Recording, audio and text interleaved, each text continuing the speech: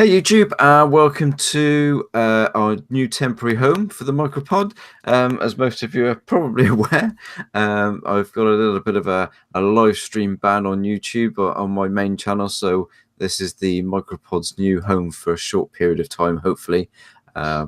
Due to we got quite a good summer break, didn't we, guys? We've had a good few weeks off for the summer break. One being Andy was away for a couple of weeks in Canada, and you dirty bastard. But we were supposed to come back last week, and I ended up getting a back injury, so we didn't end up doing it last week. But we're here today. We're live. And we're really hyped to get going. We're two men down at the moment, but hopefully they'll be joining us very shortly. Sherman and Hebot running a bit late, but they will be joining us very shortly, hopefully. But it's great to be back. It's great to be actually in control and streaming live and doing podcasts again. It's awesome. And keep an eye out on this channel.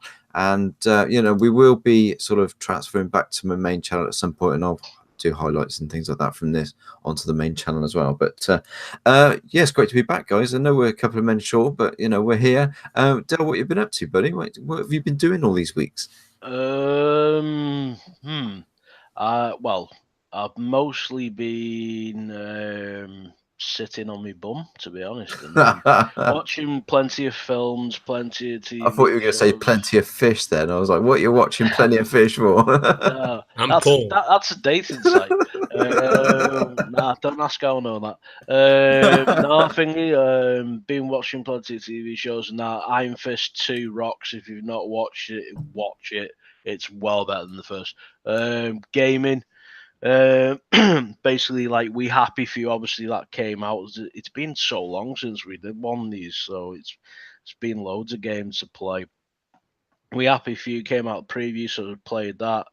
PubG's out the preview, so I played that. And then we've got Strange Brigade, completed that the other day. That's a fantastic game if anybody likes co-op shooters.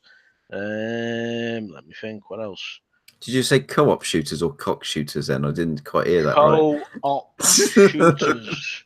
Get your mind out of the gutter, old man. Right, okay. And let me think. Oh yeah, right, okay, yeah. The one, like, me, like I've said before on the show, like I'm not really into indies, but two that I've played recently, which really are great. Like, first of all, like I completed it with my mate Sean and a few others, Tarkin and his brother as well, Nemit, and it's called Human Fall Flat. Wow, that game is fun, man. It's so fun. It's ridiculous. It's really addictive. The physics are hilarious in it, and it's just we couldn't stop laughing playing it. It's just a really good game. That's by Sumo Digital guys that are doing Crackdown right now. So is it? Yeah, considering I didn't realise that. Yeah, considering the physics in it, I think we're going to be all right. You know what I mean? Because the physics and that are spot on, like everything. But yeah, played that, and also as well, very macabre little game, bit like Stardew Valley, Graveyard Keeper. If you've not played it, get that game. That game is really, really good.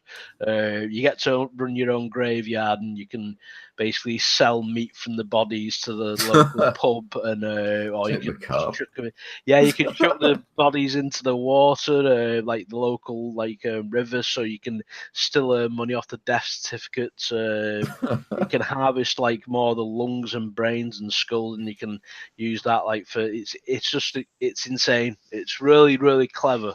Very sort of 8-bit style, like Stardew Valley. Yeah. Very simple, but there's a lot to it. Good fun. But yeah, basically that's it really. I mean, it's like playing loads of different games and just binging on TV and movies. Yeah, there's enough out there. There's enough to play and watch, isn't there? Bloody hell. Yeah. What about you, Andy? I mean, we know you spent 2 glorious weeks in Canada with your buddies, and what else you've been up to? How was the Canada trip, and how much cider did you consume and rum? He's gonna know. The first bar we went to had Strongbow. Wasn't my favourite, but I had enough. I had enough. to get that drunk, we were wearing our. We've got like a little WhatsApp group called Team Epic for sarcasm reasons only. And so we had T-shirts made. Obviously, mine was the British guy. We had the bold dude, the bearded one, because his beard was much bigger than mine. I was going to say, why you got that one, okay? Yeah, and then we had one of my mates is called nicknamed Gandalf, so he's just got Gandalf on the back. No way, the party wizard, man. He was hilarious. He said he was like joking about a tattoo, and he says he wants that speak, friend, and enter in Elvish tattooed. Oh, right, yeah, that's cool. But as a tramp stamp. That's hilariously like, brilliant. I like that. Yeah. And I'm not going to say on YouTube what else happened on that night, but Chris knows. I did watch the video of you playing that game where you've got to like put the thing in your mouth and you. Oh, that is the best game ever. It keeps your mouth open. You got to try and guess stuff. That was hilarious. I've got to admit watching that. You want to sack gaming off and just play that? I do actually want to have a game of that because it does look hilarious. Like so, yeah. I did get some gaming in when I was over on PlayStation. Ooh. What do you play? God of War. Played a bit of that. Oh yeah, I remember you saying. Yeah, that's all right. I played some on the next day. I played. Well, actually, the same day before we went out drinking, we played the Dragon Ball Z game. And I tell you what, right? I was getting dicked because I had about you mean hours. The fighter one, like Z Fighters. Yeah, it's good that game. I was playing that. I was just totally shit. And then the next day, got some sleep down me, and I was killing it.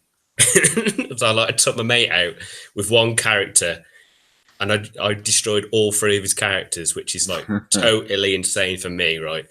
And it was like, boy, like that every time I beat him. That was the catchphrase. That was the catchphrase of the trip, really. You can tell that like you don't actually know Dragon Ball Z because you had to use the word character and you didn't actually tell me who it was. Who did you beat them with? I think it was Vegeta. Oh right, yeah. Vegeta, oh no, Vegeta's like immense, like so. Yeah, but it was God mode. yeah. Like when it gets like proper, like I think Vegeta can reach Super Saiyan 4 now. I think or more. I think it might. Yeah. No, it's Super Saiyan God, isn't he? I know. Like Goku's Super Saiyan God. I didn't know Vegeta reached that. I need to catch up on it anyway. And we went to Dave and Buster's and played the new Halo arcade game, which was really good. Yeah, like watching that like at Gamescom, like it looked brilliant. That's a proper old school, like like rail shooter. It was a good crack. I finished the entire there's like two parts of it where you can choose like two story modes or whatever. I can't remember completely, but I played all of the one and finished the whole lot with like three other people, three randoms, and then my mates came in. Did it not give you an achievement? It'd be good if you could put your game tag in. Yeah. That would be awesome. That's a great idea. Why didn't you do that? Yeah, that'd be good. And this week we've been playing a bit of Tomb Raider, a bit of Final Fantasy. Final Fantasy? Which one? XV or whatever. Right. 15. That's it. I'm shit at rules. Absolutely. I was playing XV. I was like 1, 2, counting on my fingers with it.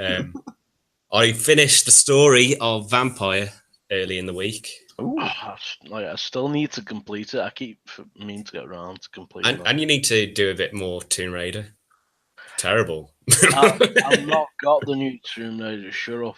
Right, we are closing down the podcast. Everyone, leave.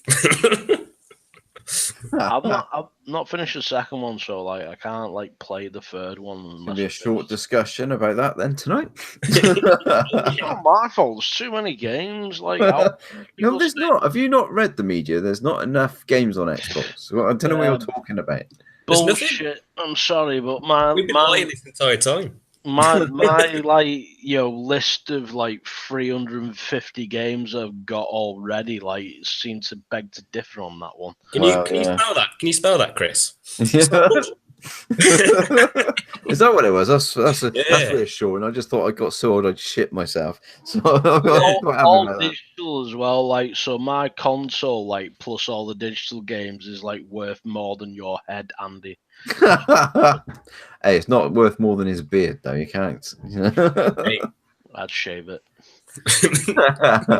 Go on. Fluff a pillow up with that. Well, you couldn't call it duck down, could you? You'd have to call it hobo down. We're going down that route again. Hey, Eject is coming up now, Steve. Remember what? Yeah, watch it. What? Better not quote that bench again. What bench? The one you usually sleep on? Hey, at least I'm outside. Oh, just said it. For goodness sake, this is going downhill. I'm going to talk about what I've been doing now. You just like insulted me because of my mental health condition. How low can you go? Go on, Dale, have him. How low? It's very low. I'm going to slap him when I see him. Go on, go and crawl inside your can of cider. Yeah. Hang on. That's where your dreams are. That's what makes you happy. I think you'll find it's plural. Remember, mate, at the bottom of every can, there's not your dream, but you can keep trying. Anyway. That's why I drink so much. Oh my god, what have I been up to? I've been crying to myself that I haven't been able to live stream on my channel. I've been doing that a lot. I've been on holiday, but I've been doing plenty of gaming as well. And what have I been hitting?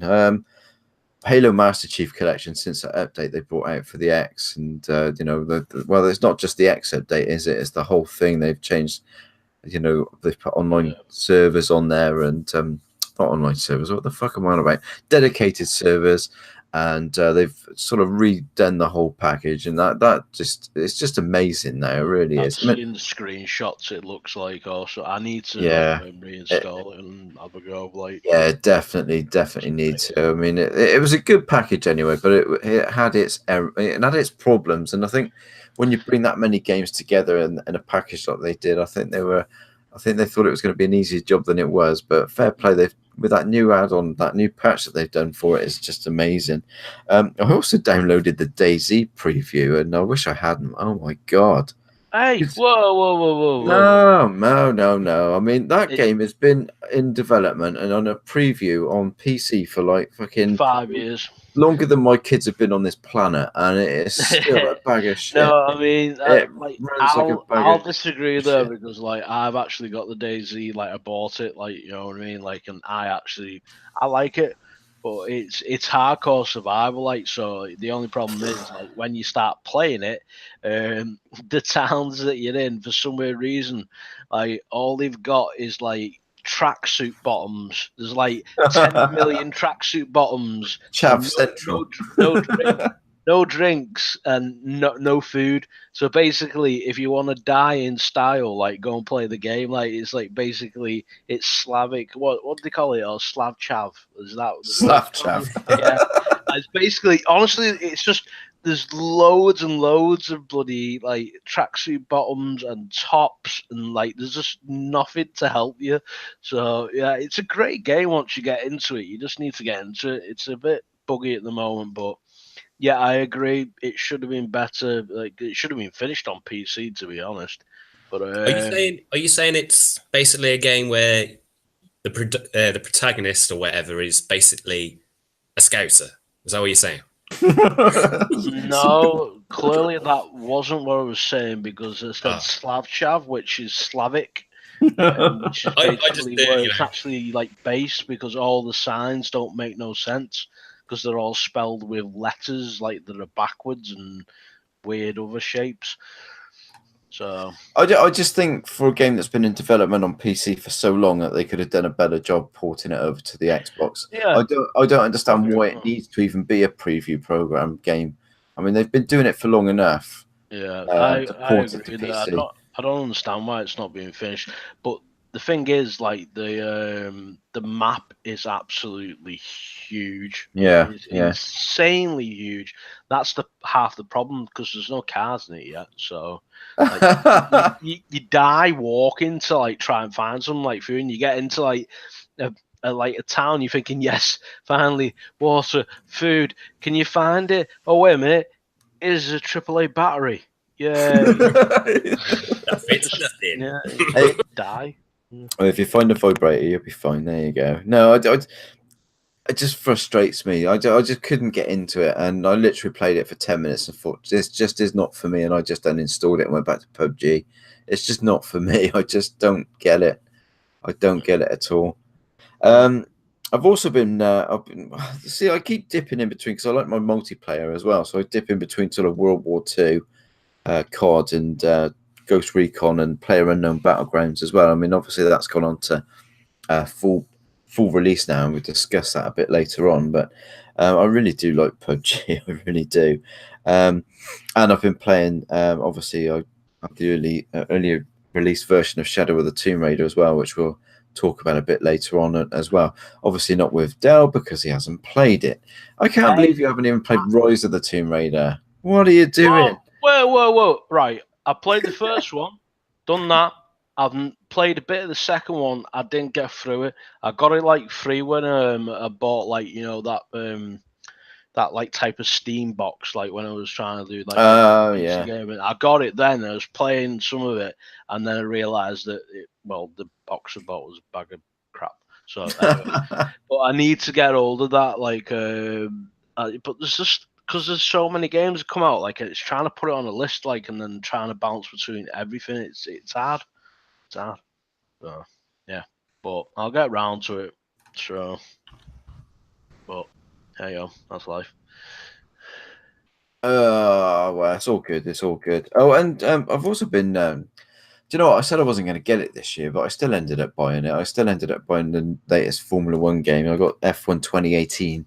I do like the Formula One, and I got the last one. Yeah. I thought you were going to say Sorry, what? Wait, what? I like Formula One. I enjoy my motorsport, and I've just bought a new steering wheel as well. I bought the Logitech G920 steering wheel, and it's an expensive bit of kit. So I wanted to get some games to play with it other than Forza. And do you sit there in the full levers and everything? I have got a racing. I get my helmet out. I've got some woolly gloves. You know, no, honestly. Take the chair, I've hit a bump. No, I do like racing games, and I love Formula One, so I really get. The last one I didn't get 2016. The last one I bought 2015. I skipped 16. I got 17. And I wasn't going to get this year's one, but it just looks so good, and it is really polished. It's like playing another game. But I'm not going to jabber on about F1 2018 for too long. I know it's a niche market. It's a niche market, and not everybody's into it. So thank God for that. Thank God. Right, okay.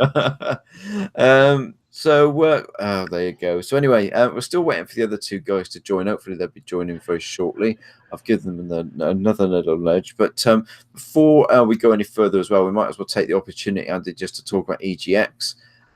Really looking forward to EGX next weekend. And if any of you guys are going, you'll be able to see myself and Andy Mack and the Welsh Gamer. We'll all be there for the Saturday and the Sunday. And we'll be getting drunk on the Saturday. And just very look for the beer. Like, try and trace and smell the cider. You find it. No. rum. Yeah, smell of rum. Yeah, we don't do cider. The new flask is like bigger than my hand. It's ace. Yeah, I'm thinking about ordering myself one as well. So I think we'll be sorted. Don't put any Coke in that. No, it'll be neat rum, don't worry. But so we'll be there for the weekend anyway, from the 22nd and the 23rd. And we'll be attending the after party Saturday night as well, so you will see us there, getting a bit shapes. Getting a bit tipsy. I can't imagine that. I don't think we showed any shapes last time. We were too like transfixed on the screen with the DJ mixing all the computer games. Yeah, we were definitely. But It did was you such a time great. like the computer games with the music? Like, was it all time? Yeah. Oh wow, that Check sounds out cool. check out my Facebook page, Steve, and a few of the videos are on there. That sounds pretty cool. Like if they can like The Welsh Gamer actually took a lot of footage last time as well. He did a video of DJ Yoda's set as well. Yeah. It was really good. Really good. DJ Yoda, right? DJ Yoda. Oh, I'm definitely watching that. I tell you what, you want to listen to his normal DJing set. He actually is really cool. Yeah, very good. We With don't a name know like who's doing it Yoda, you this have year, to but- be. Yeah. Well, yeah, we don't know who's doing it this year, but it's bound to be cool. Whatever. Anyway, we'll be too busy drinking cider. Rum. Right, go on. Oh yeah, Right. rum as well. Yeah, rum definitely. What do you reckon they're going to be showing like this year at EGX? Well, we know the Division 2 is going to be there, and Oh, another exciting turn of the books as well is that Old World Inc. are going to be there because they've just announced that Stranger's Wrath is coming to the Switch. And I mean, you all know I've been talking to the guys at Oddworld Inc. for the last few months, and B. Wakefield and Pete Chapman are going to be there on the Saturday and the Sunday. And some of the heads of Rare are going to be there. Yes, I want to get a picture with Craig, Gamer Boss on Twitter. Yes. best Well, take your Oddworld thingy game like sleeves and get them signed, mate.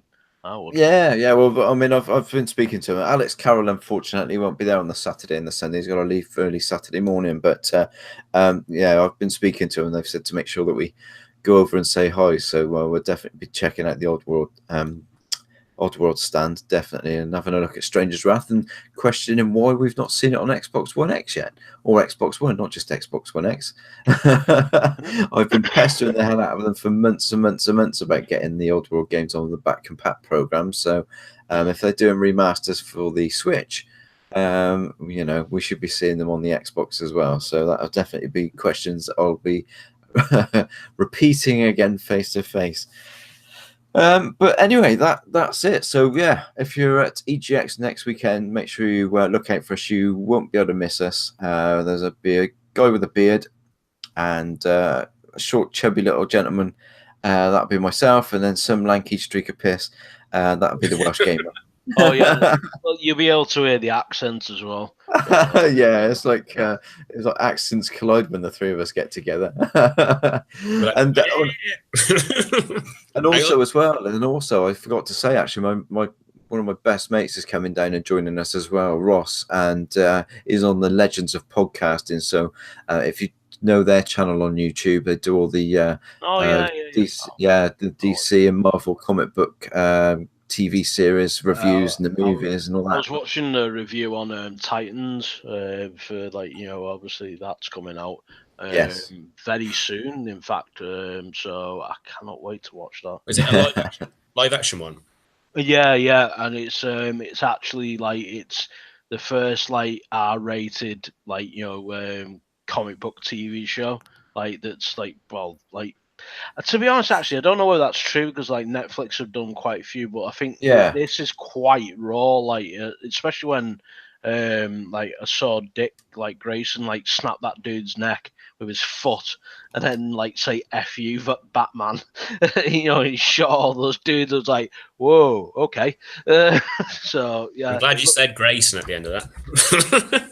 Yeah, but no, everybody knew what I meant. But yeah, I watched the podcast. It was interesting watching Thingy talk about that. Yeah, well, they're into it even more so than I am. I mean, they know everything about this shit. So I mean, they really know their stuff. And I've known Ross for getting on for 16 years now. Really good mates. And we met on Xbox Live. That's how we first got together. So really looking forward to seeing him. I haven't seen him for about 12 months. So looking forward to catching up with him. It's going to be a massive Orgasmatron weekend for me because it's EGX, meeting up with Andy again, meeting up with Bowen and Ross being there as well. It's going to be a fucking awesome weekend. I can't wait. It's just a shame that Ross isn't drink. Don't stay too close. Yeah. Micro, I think he's enjoying this a bit too much. Yeah, it is a shame that Ross doesn't drink, but he doesn't need a drink to have a laugh, mate. Believe me. We're gonna have to tell Bowen he needs to bring his blow up sheet because I'm not doing that shit. We heard the stories of last time. Oh, it was hard work, mate. It was hard work, but it was the only way I could get him to sleep. So there you go. Anyway, well, we still haven't got the guys join us, but we might as well move on to our first topic anyway. And we want to talk about the Black Ops 4 beta and that going live this week. Although we had some issues with it. I mean, as it is, we had less time on the beta anyway, purely down to some issues with whether it was on Microsoft's side or whether it was their side. I don't know. I think it's sad. I think, yeah. Microsoft, to be honest. Yes, yeah, I think that was where it seemed to be coming from. So we've had less time on it anyway. Is this something that both of you have played? Yeah, I've played it. Yeah, what about you, Andy? Have you had a go on this? No, he's gone to the toilet. Look, he's gone to the fridge already for a cider. Oh, for God's sake. Sorry. He's a nightmare. He's a nightmare. We've got a message on the old MicroPod crew Facebook Messenger app. Oh, yeah. So what was the question? Oh, dear. We were just talking about PubG. Have you tried the beta yet? PubG? Not PubG, sorry. Black Ops 4. Black Ops. No, I'm not going to even attempt to touch it this year. Well, I did think this myself. Now I've got mixed opinions on this. I'm going to give you my 10 on this first, and then I'll pass it on to the only person who's played on it. Yeah, I'll pass it on to Del, but I'll ask Andy's thoughts on this as well, even though I think I know them anyway. Whilst I'm talking with Del, though, Andy, it might be worth just trying out Sherman, actually. It looks like he's having issues. Yeah, no, my thoughts on this, and I was going to stay well clear. I've got no interest in Call of Duty Black Ops 4. My main thing, although this isn't for everybody, though, there was no single player campaign. And like a lot of people said, well, you only really touched the campaign for a little while, and then most of the time you were playing the multiplayer. And I've got I can't argue with that because I did it myself. I mean, when the first Modern Warfare dropped, I played the multiplayer on that game solidly for 2 years. I didn't even go to World at War. I literally played every night. I'd come home, I'd have my tea, and then I was on Modern Warfare until bedtime. And I did that for 2 years. So I loved that multiplayer. So I can understand that argument from people, but my argument is then the game should not be still a full price game. You know, it's only got a multiplayer element to it. They've not got the cost of cast and producers and all of the other things that they normally would have on a Call of Duty game. I know games cost a lot of money to produce these days, but I mean, this is a game that's been around for donkeys and hasn't really made any significant changes to its engine for a long time. So whereas the production cost is just going on the graphics and things. So to me, it shouldn't be a full price game. Now, the biggest gripe I've got now, and some people have been saying that, oh my God, the Black Ops 4 Blackout mode is just amazing. It's what PUBG should have been, and it plays so well, and the graphics are that much better. Blah blah blah blah. Call of Duty have made millions and millions of pounds. Well, Activision and Respawn and all of those guys that work on these games. Who's the developer for this one? It's Treyarch, isn't it? Yeah. So I mean, they've been around for a long time. They've not really brought anything new to the table in the last few years. The last 4 or 5 Call of Duties, they've brought nothing new to the table. No real game changes. And they've making all of this money. They've made millions and millions and millions of pounds from these games. Yet the biggest change to come into Call of Duty in the last 5 years is a mode that's been designed by what is basically an indie developer, and that's from PUBG. Now everybody's saying, I mean, I've had this conversation with Ross as well, and Ross has said, I mean, Call of Duty is what PUBG should have been, and it's miles ahead of it in that. But they've had millions and millions and millions and millions of pounds invested in this franchise for years, and it takes a small company to come up with PubG, PlayerUnknown Battlegrounds, and bring a game mode that captures everybody. And that game finally gets launched, and now Call of Duty is going to steal their thunder by releasing a game where all they've had to do is introduce a game mode into an engine that they've had for years. And you can guarantee that Call of Duty will sell shitloads of copies, make a hell of a lot more money, and PUBG will probably die a death. And I mean, I've played the beta, and yes, it looks great. It's smooth. It runs really well.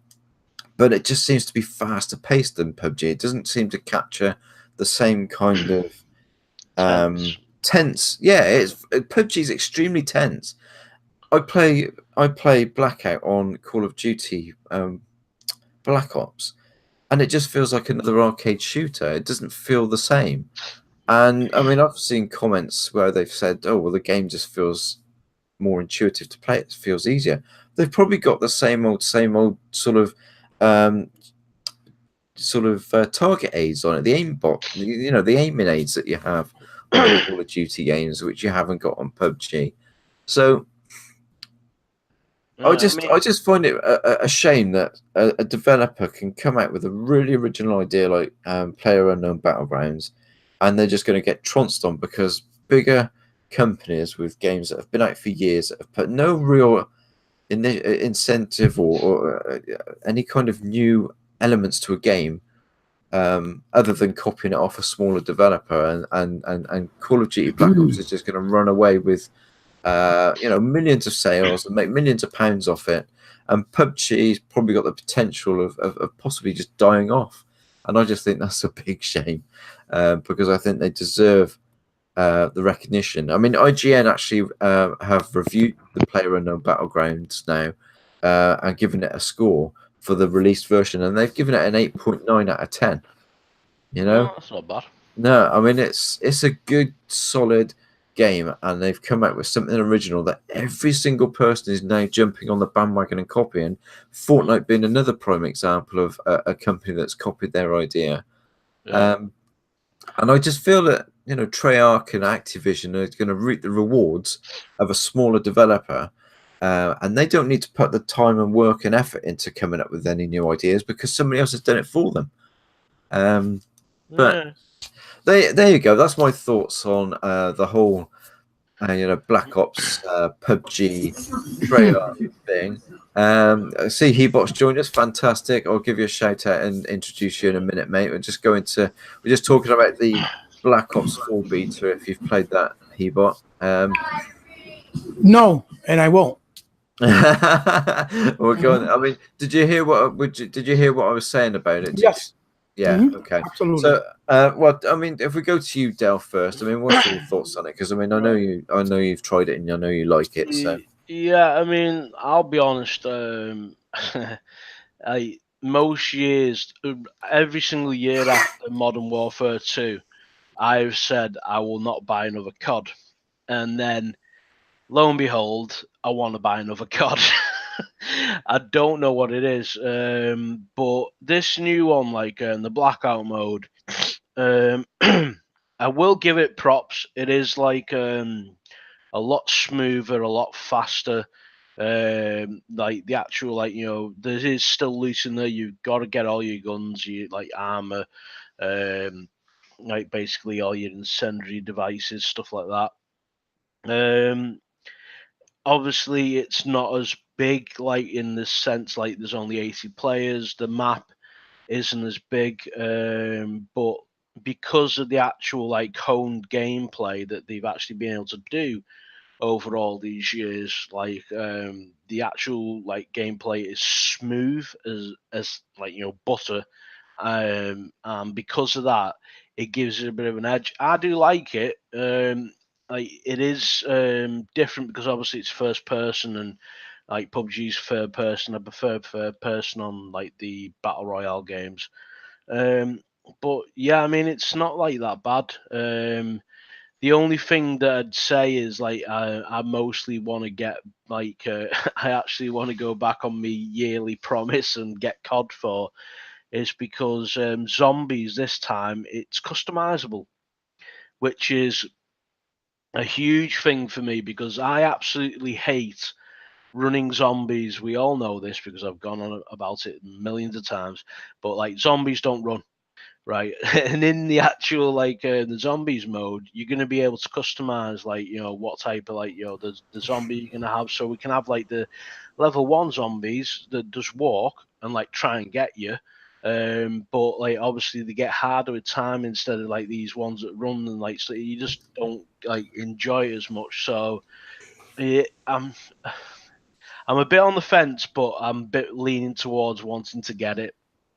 And it's not purely for that blackout mode. I want to try the multiplayer because apparently the multiplayer is good, and you can like you've got to actually like inject yourself to heal yourself this time. It's not just like getting cover and your energy replenishes. So they're doing some different things. Whether they're good or not, I don't know. Maybe I might waste my money. I'm not sure because I've already got Battlefield 5 pre-ordered. I played the beta of that, and that was awesome. Like I really like what they've done with it. The actual gun mechanics and everything, the gunplay feels completely different. So that's like really good. But yeah, I mean they're jumping on the bandwagon, all of them are. But I don't think PubG will suffer because I think they've got quite a loyal fan base, and there's like not that tense feeling like we were saying, like that you get like in PubG that's in that blackout mode. There just isn't. It's just basically like it's faster. Obviously, you've got campers, but then again, you've got campers in PubG. But yeah, I don't think it's the death of PubG. It's just everybody trying to leech off them, which is a shame.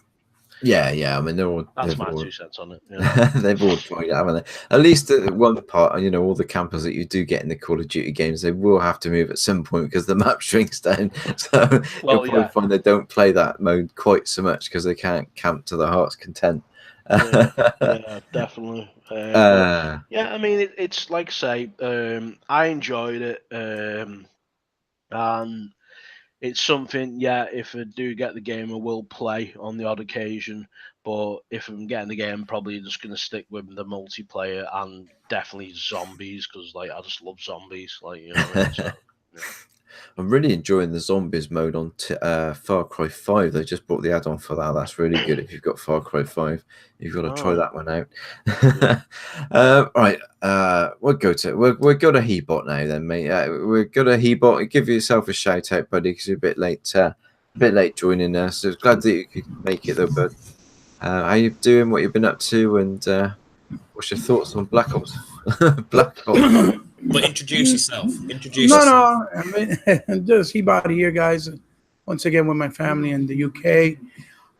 Just been trying to catch up on a lot of different games on different platforms, just so that I can make my own, my own honest opinion from whatever I'm doing. Whether it's Spider-Man or whether it's Tomb Raider, on the Xbox. I'm just all over the place, but with a little bit of time since school started with all the children and work. So we're not children, but my kids, they're already big, but I got to drive them around different places because we don't have only one car and they don't have license and stuff. So that's pretty much it. But I guess the PUBG situation you guys are talking about is basically about the version for Activision for Call of Duty. Yeah. Talking about well, I mean, we were discussing the Black Ops 4 beta, and just to me, how much that they've not brought any kind of they've brought nothing new to the table for years on the Call of Duty games, and then all of a sudden they've just sort of taken the idea from what is a small developer. At this point. Right, I get exactly what you're saying. But at this point, Activision pretty much feels like Sony, where they would come up with other ideas back in the Sega and Nintendo age that Sega and Nintendo actually executed and started first. Then they would do their own version, copy it because they had more money. They were able to do it more polished or add a little trickle here and there, and then they would get all the what you call it, the praises like they do now. They get all the praises. Like there's been Spider-Man games throughout the years. There's been many that have been very good because I've played them, and so have my boys. And everybody's acting like this is the first one ever because it has a next gen quality engine, which is the only thing that really is offering, because it has it's a next gen engine running the game. But as far as what it's doing, is nothing that hasn't really been done in any way, shape, or form before it. As a matter of fact, it's inferior in many ways to a lot of other Spider-Man games, with whether it's gameplay, cinematics, or how you play the game, and the option and freedom that you have with your swinging, with your perching, with how you collect your suits and all things like that. But that's neither here or there. That's basically how Activision is. They haven't done anything with Call of Duty except rinse, wash, and repeat every year. Giving you stories. Yeah, they're climactic, which is my favorite part, is the campaign. And then because they have all that money in a bigger home, because obviously PubG wasn't a big studio. That's why it was on Games for Preview. They built this game, I think, from a Kickstarter first on PC, and then went to Game Preview and been getting help from Microsoft, obviously. But I'm pretty sure Microsoft has not been able to give them the kind of money, especially that, it's not their IP, it's not their studio, and it's not going to probably stay forever exclusive on the Xbox, so I would understand why Microsoft is not going to full on invest and give them all the money that maybe Activision put on their game. And we got to remember, people, Activision, the new game that Activision is giving with Black Ops, it doesn't even have a campaign. It took everything out that it offered and just gave you just the multiplayer aspect. And that's great for the multiplayer enthusiasts and people that love it, but it's not great for those who like the campaign as well, or that appreciate both, for that matter. It's just shows you the sad state of how gaming is now. Now, I'm not taking away from their version of PUBG, the battle royale. I'm not taking away from it. I'm not saying it's bad or that it may not be good or as fun or as interesting. But we all know it wasn't something that they conjured up, and it wasn't their idea. And it's terrible that they're making all these millions and millions of dollars on a yearly basis from the same sheep that flock to it, and not including Del Poy. I know why Del Poy follows it, because Del Poy is a gamer, and he enjoys, wholeheartedly, zombies and multiplayer competitiveness to be, period. But I'm talking about like most of the followers that are on Call of Duty are casuals. You know what I'm saying? And you can tell because that's all they play, and they don't mind. They're the ones cheering when they say, "Oh, no campaign, just multiplayer." They're the ones, "Yeah, all right," or you know what I'm saying? Like like you're basically saying okay to shit on the essence of gaming, you know what I mean? Which started competitively, but also with campaigns and stories, or you know what I mean? And that element of gaming as well, that took so hard for us, the fans, to build through the years, and supporting it. It was just, it wasn't just something that was accepted. So it's a shame. It's sad. It just opens your eyes more and more. It makes me worried that, down the line, not too far from us, in the distant future, maybe 4 or 5, maybe 6 years, 10 years from now, who knows? Maybe, it'll just be the big guys like them have the money that'll be able to stay around, and hopefully Microsoft will be able to stay as well. But anybody else that's smaller that you want to bring a more creative experience, unique experience, they're going to falter and fail, and they will be almost non-existent. And that's what I said before on this podcast, since we started previously, that's what gaming is heading to, that direction. And if it wasn't for the indie games having that freedom of self-publishing, where will we be actually getting more of unique games? Because we haven't really gotten a lot of unique games this generation, except for the indie stuff. With unless you're talking about Sunset Overdrive, and look how that panned out. As soon as they got the big money behind them of interest, of Spider-Man, they put everything down on the floor, finished their other 2 projects, which was Son of the Deep and the remastered of Ratchet, and said, okay, here we go, Marvel. Everybody's running to the Marvel hype train. You know what I mean? So I could understand them for that. It's a big pocket, big payday, and plus none of their games ever sold well. So I get it. But it's a shame. It's a sad state of affairs. And also, people, one more thing too, they still never even embraced and changed and gave you a brand new gaming engine. It's the same engine that's been there for 15, 16 years. Yeah. You know what I mean? Yeah. And that's why the game looks like shit. It looks like complete dog doo-doo. It's like, what the fuck? For real? What the hell is this? Not to say that graphics is important, because it isn't. That's not the only thing that's important in a game. But if you're in the next generation of consoles, right, like we are, at least give a new engine to at least visually appeal, along with what you're not doing already with your poor efforts to begin with. If you're just going to promote multiplayer, at least give you a brand new engine. Nope. Same engine. We don't got to spend no money. We're just going to eat your money, put it in our pockets, and just give you the same old shit and just add new modes. That's it. It's almost like the same effect with football, although they did start doing new engines now, or last year with the new Frostbite, using Frostbite on the sports games for EA. So, yeah, that's my take on it. I'm not playing it because I don't play heavily online. I'm not saying it's bad either. Not to disrespect the online enthusiasts and the multiplayer enthusiasts, but I think it's sad. I just think it's sad. I completely agree with you, MicroBox. I think it's just they're gonna reap the benefits of somebody else's hard sweat. You know what I mean? Working sweat. That's basically what it is. Yeah. And it's a shame because it's basically the guys who follow them because they don't play anything else. You know? Yeah. So I mean that was my opinion on it as well. Great to see Sherman join us as well. I'll be coming to you in a minute. Oh yeah. I'll be right back, guys. Yeah, no problem. So Andy, mate, what are your views on this? I mean, I know you're not a big Call of Duty fan anyway. So I mean, what's your thoughts on the PubG beta? PubG? Why do I keep saying the PubG beta? The Call of Duty Black Ops 4 beta. And why are you not playing it? What's your thoughts, mate? Well, first of all, I'm not playing it because I've played too many Call of Duties. The multiplayer becomes so boring now. I mean, it doesn't even matter if it's got like a new game mode. The flow of the game, the tone of it, it's just going to have Call of Duty written all over it. It's it's going to be, everyone knows it's going to be like fast pace. It's going to be easy to get kills because they don't allow for any bullet drop. And to be honest, I don't think it looks that good anyway. It looks more or less the same as all the others. For me, Call of Duty is just the same canvas but different paint every time. They just put it's just number 4. Next year it'll be some other shit. Number 5. And they need to like grow a spine and try and think of something that's more original than Battle Royale. Well, they need to think of something themselves, basically. That's what you're saying. Yeah.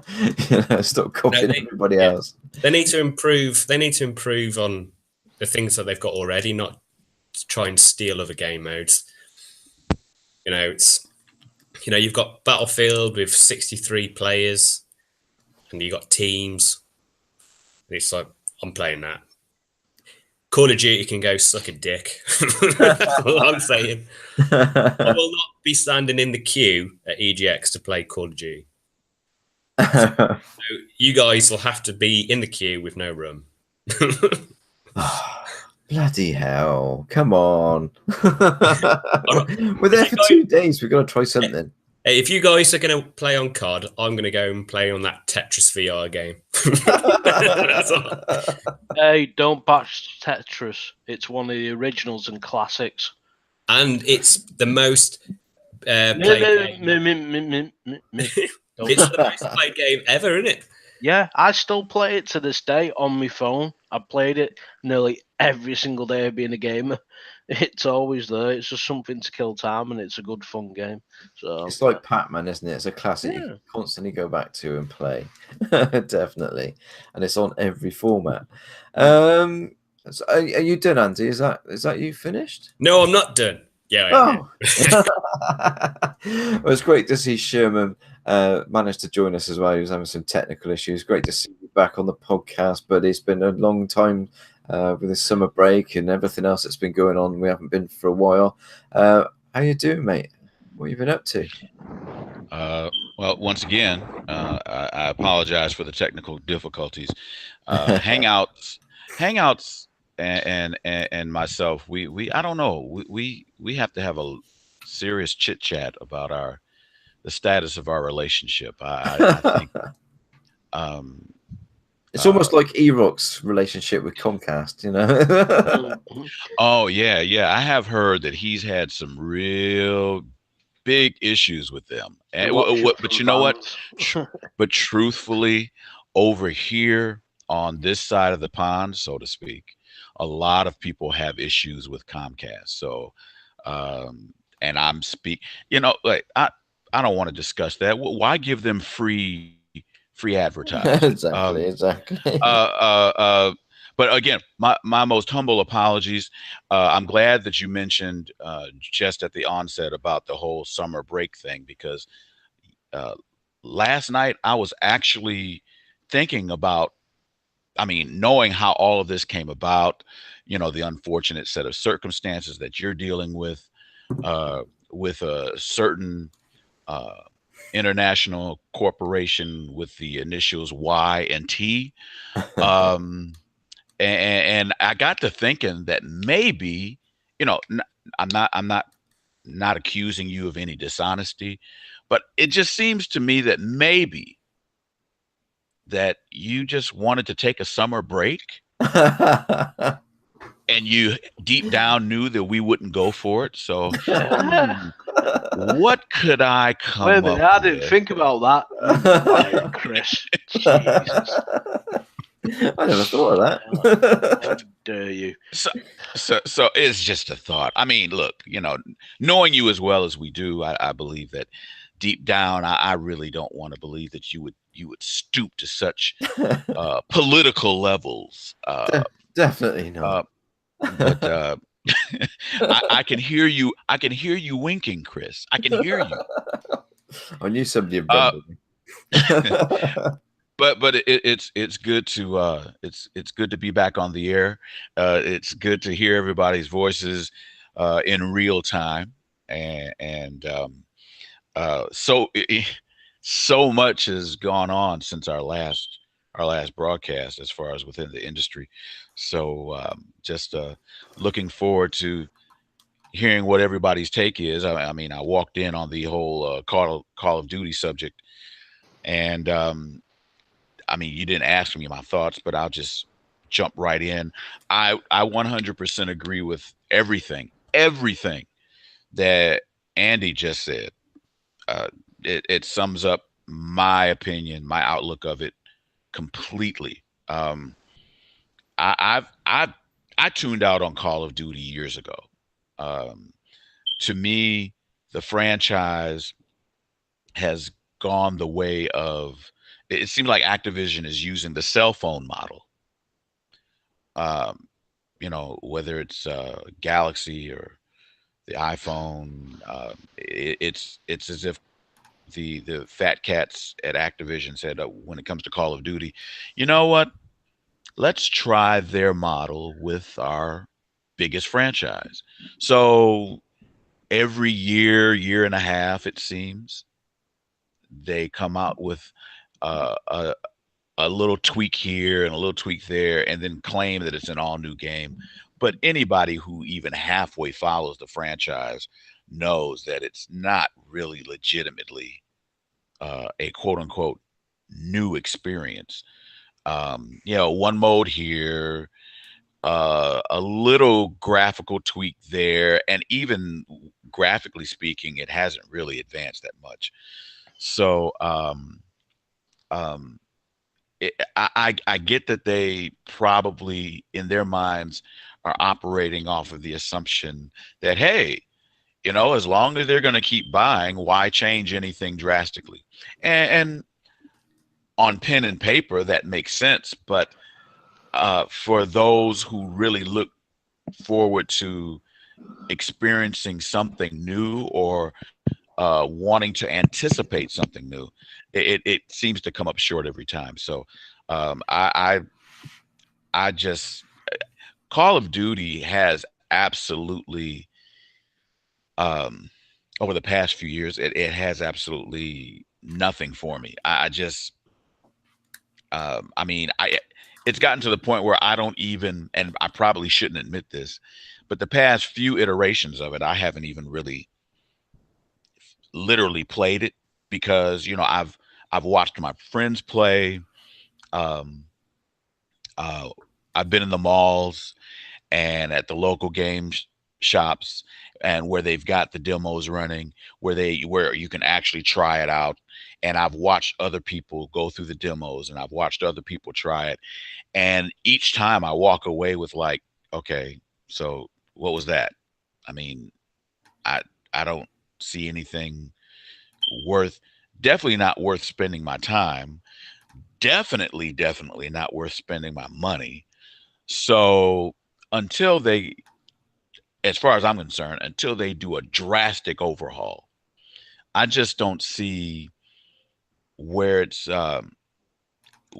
worth, at least as far as I'm concerned, where it's worth me devoting any of my free time with. I just don't understand how it's continued to barrel on. You would think, yeah. I mean, I mean, let's be honest. If Call of Duty was a television show, shout out to the Microfilm podcast and the Microfilm Facebook page. But if Call of Duty was a television show, or even a movie, if it was a movie franchise, I mean, now, although the movie thing, we've seen this done time and again as well. But if it was a television show, I think the execs would have pulled it off the air years ago, because there's no growth. There's no plot line twists. There's no character development. I mean, if you take all of that and then transpose it into the gaming experience, you've got basically the same exact experience that we've been dealing with for, I mean, how long has Call of Duty been in existence? What? Oh, gosh, it'll be 13 years? Yeah, 12, 13 years, isn't it? It's got to be. Yeah. And honestly, I would say, and this is my own personal opinion, my favorite Call of Duty experience was number 2, the second one. Well, the Modern Warfare 2 or Call of Duty 2? I think franchise-wise, I would say just the straight Call of Duty 2. Now, Modern Warfare, that was where they actually took some risks. And I appreciate that. And it seemed, for the most part, it worked really well. But after that, I mean, it's literally been nothing new at all.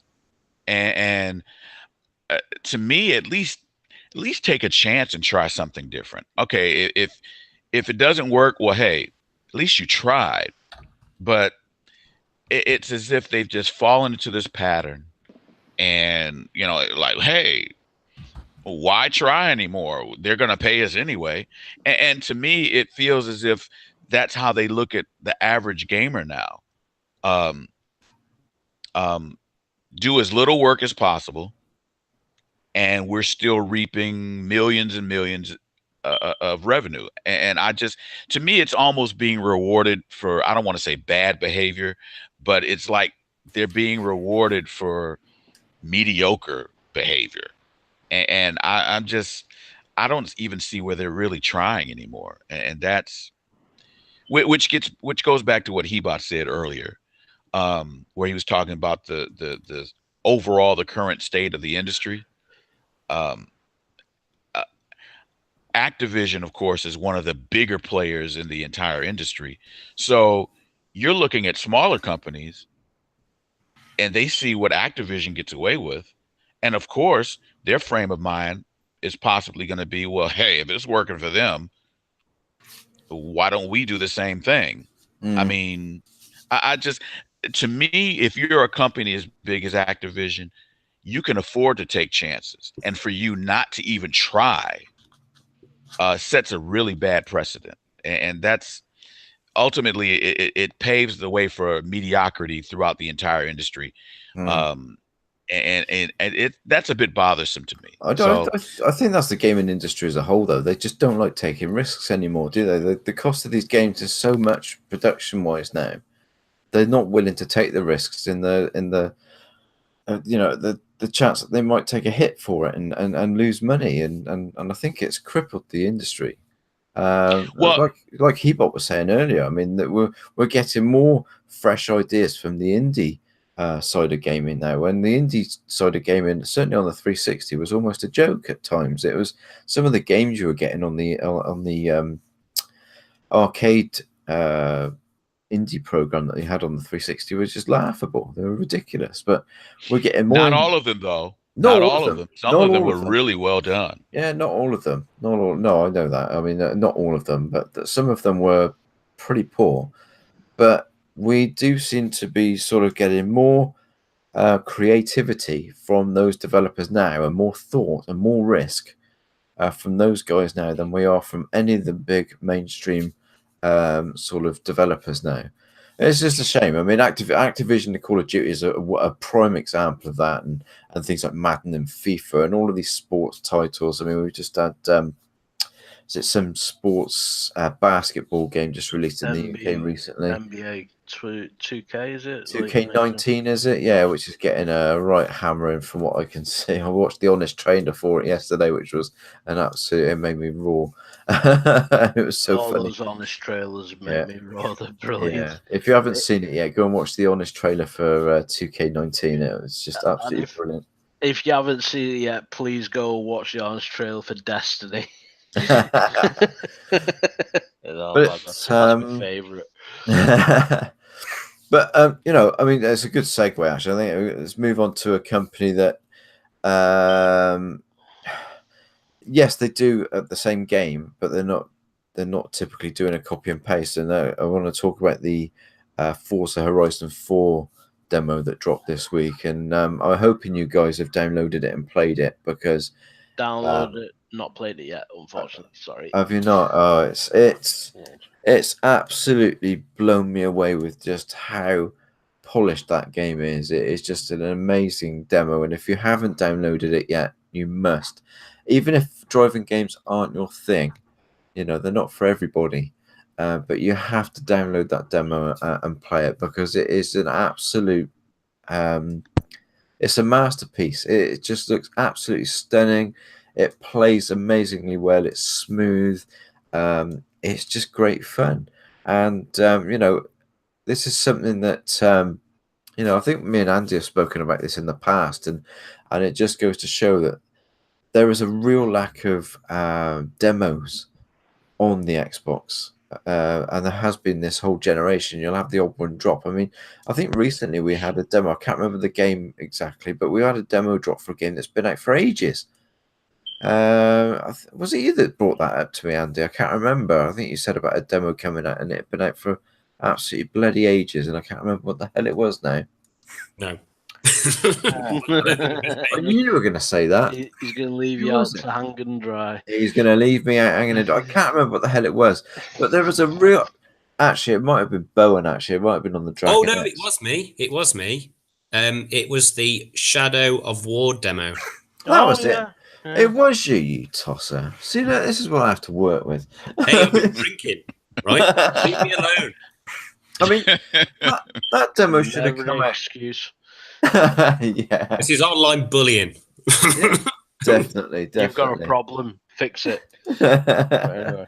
But no, I mean, that's a typical example. I mean, there's not enough demos on this system. There's not enough demos by a long way. And to release a demo a 12 months after a game's release is just ridiculous. We should have demos just before release or on release, work in a similar way to EA Access. We're not asking for hours and hours and hours of gameplay. We're just asking for enough gameplay to just get an idea of whether we like the game. And whether we want to invest in it, because games are a lot of money these days. They're not like sort of £2 like they used to be when I was on my Amstrad and my Commodore 64. Games are like £55 to £60. They're an expensive investment, and if you buy a game that you don't really like, it's an expensive. You might as well just get the money and burn it, really.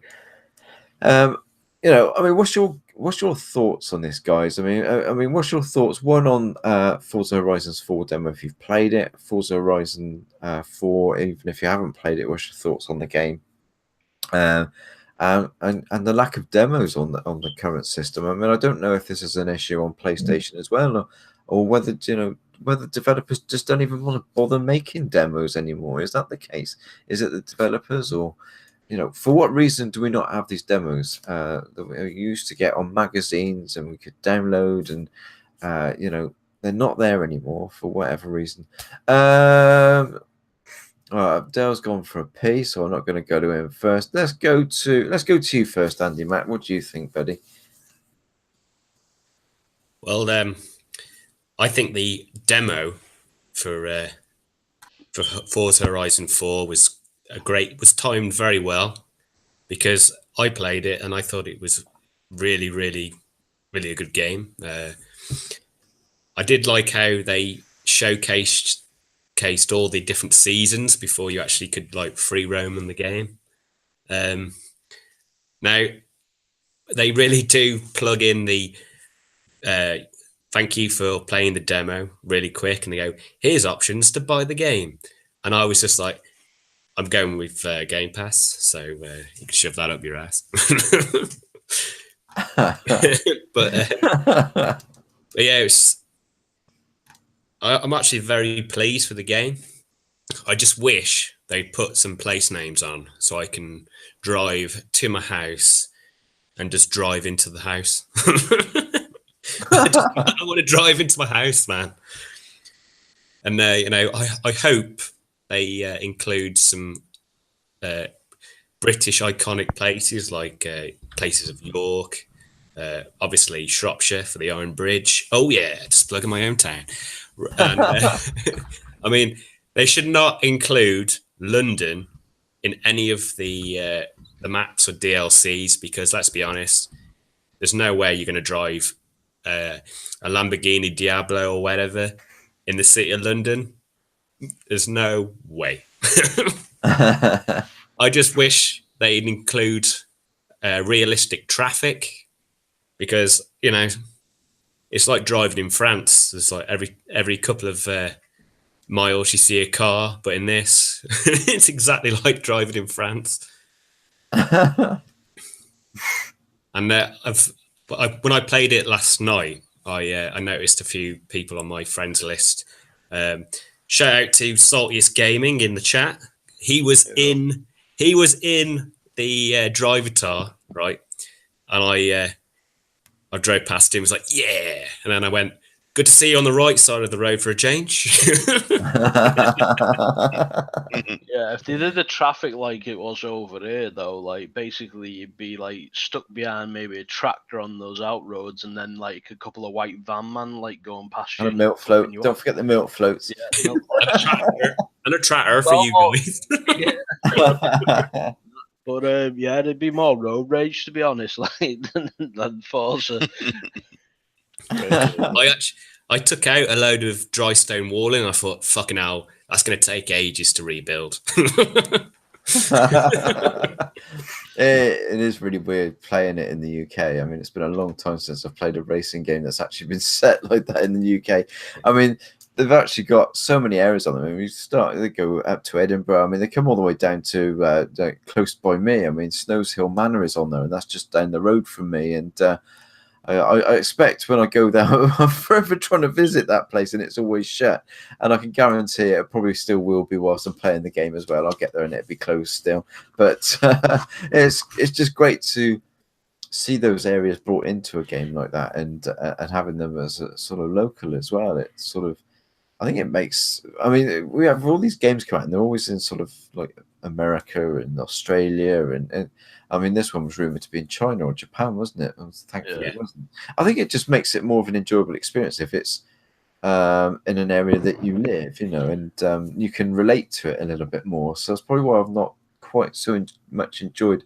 As good a games they were, Forza Horizon 3 didn't really grab me as much as I hoped it would, but being that this one's set in the UK, it might just do that. So fingers crossed. Anyway, sorry for interrupting. I was just going off on a skew there. Yes. And, I actually play it in the resolution mode on the X. And UK Daz has posted a video to YouTube showing the differences between 60 frames and the resolution mode, and it's like you got to do a double take on it because you can't spot where the quality, well, where's the better visuals on the screen. But I'd only play in 60 frames if I was competing with other people, but I'd choose the resolution every time just for the screenshots, really. Just to take in all the scenery. It's just like Tomb Raider, really. Yeah. There's a game like Tomb Raider, and obviously it's a completely different game, but still, that game playing in 30 frames with the 4K on, it's perfectly fine. I mean, the only difference I noticed is you can turn the character around quicker. But I'm still going to play in 4K because at the end of the day, I didn't buy a 4K TV just to play it in 1080p all the time. No. That's it. And I've done the same as you. I'm playing it in 4K as well. I want to see that nice crisp resolution. That's what I've got it for. But before we move on, I just want to give some shout outs to some of the people in the chat as well. All the people in the chat. I can't believe. I honestly thought we'd struggle being on a different channel. I thought we might struggle and we'd have a dead chat. But there's so many people in there. So UK Dazarus, I can't thank you enough, man. You really are such a great supporter, and you're always in the chat doing your moderator thing, and I do appreciate it, even though you wear dresses at the weekends. I'm not going to hold that against you. You choose to do what you want to do. Yeah, didn't you know about that, Dale? I'll talk to you about it later. I've got some snaps. I don't want to. Has he told his wife? I'm assuming so. There are dresses, I think. But anyway, Dean as well, mate. DeanX78, thanks for joining us. As always, you're always a great supporter. And Salty's Gaming's in the chat, as already mentioned. Always great to see you there, buddy. You're always supporting everybody, which is fantastic. And Anti-Mac, I ain't got nothing to say about him. God, dear me. The living legend, that guy is. A living beard, that's what he is. I'm CM Punk on other podcasts as well. Hey, Dazarus. Did you just compare yourself to like one of the greatest wrestlers ever? No, I'm not comparing myself. UK Dazarus did. Right. You've had too many cans, Daz. He's been sniffing something. T Reaper's in the chat as well. Always fantastic to see you in the chat as well, buddy. Sean786 as well. I noticed you checked out the channel and subscribed earlier. I do appreciate it. And where are we? And then that's everybody, I think. Ice Queen Gaming as well, a great supporter. Even though she's not an Xbox gamer, she still comes out and watches our shows on like the MicroPod and the Dragon X podcast. Shout out to you guys. And we got Shizno Elite. Shizno Elite. I was getting there. No, I skipped. Oh, yeah, I passed him. Why did I pass him? Yeah, Shizno Elite as well. Oh, there he goes. Yeah, I see him right down the bottom now. I missed that one. How you doing? Anyway, so thank you everybody that's actually found us and found the new channel for now. Anyway, like I said earlier, this will get hopefully ported over. I need to speak to UK Daz about this because he did some time ago show me a link to somewhere I could download it and then put it onto my channel. So I need to talk to you about that later on. But anyway, let's get back to it. So let's go to Hebot.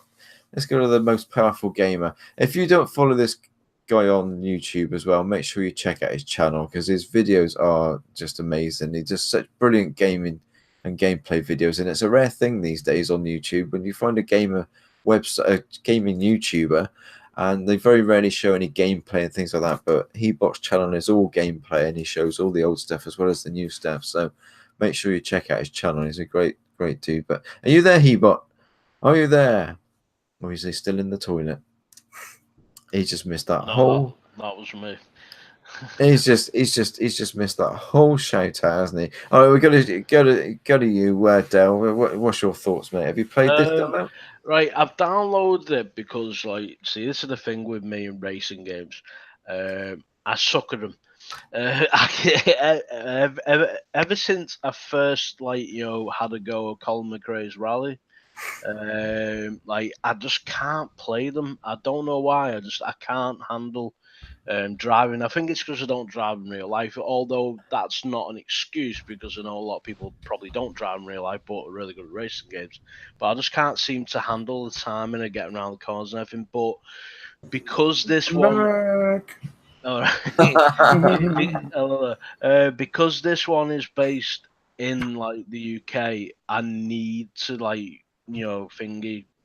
It's not an excuse. Shut up, Andy. Right, typing nasty stuff. Right. Anyway, yeah, this one because it's in the UK, I do want to like actually get. This is the problem like I have with like Forza is like I love it. It looks brilliant. Like it's an amazing like feat of like graphics and gameplay and everything.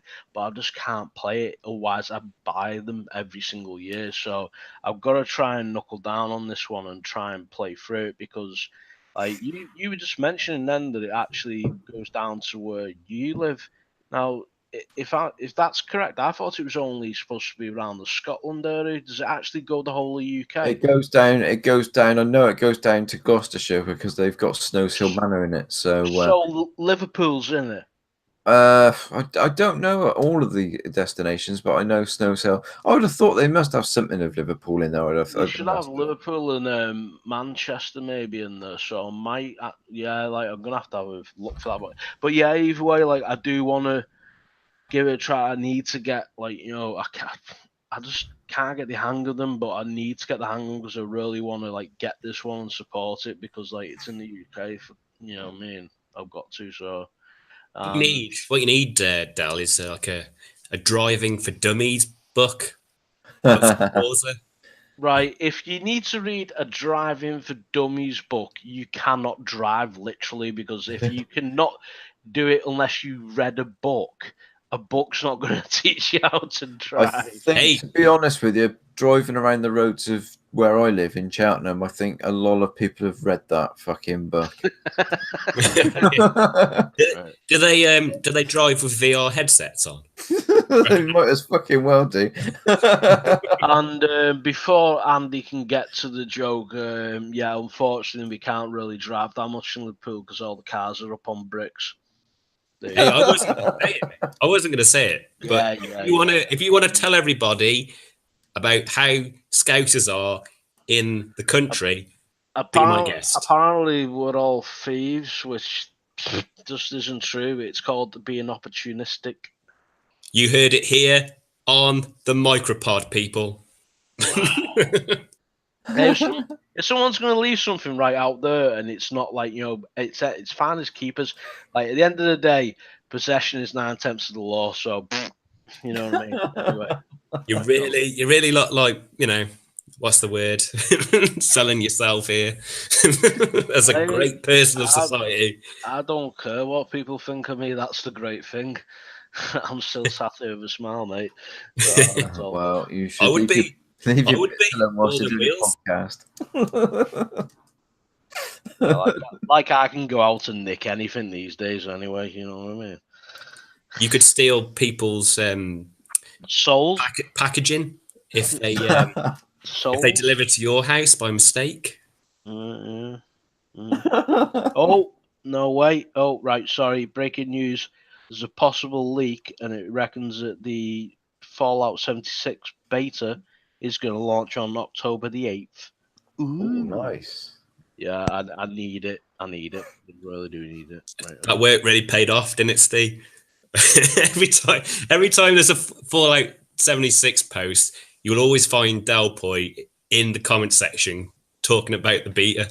I need the beta. I really do. It's killing me, like not being able to play it. I can't wait to get into the wasteland with everybody else and just build and. The whole idea is very good, isn't it? Oh yeah, definitely. Yeah, definitely. The whole PvP thing has been blown way out of proportion. If you listen to all the details that come out from Todd Howard and from Pete Hines.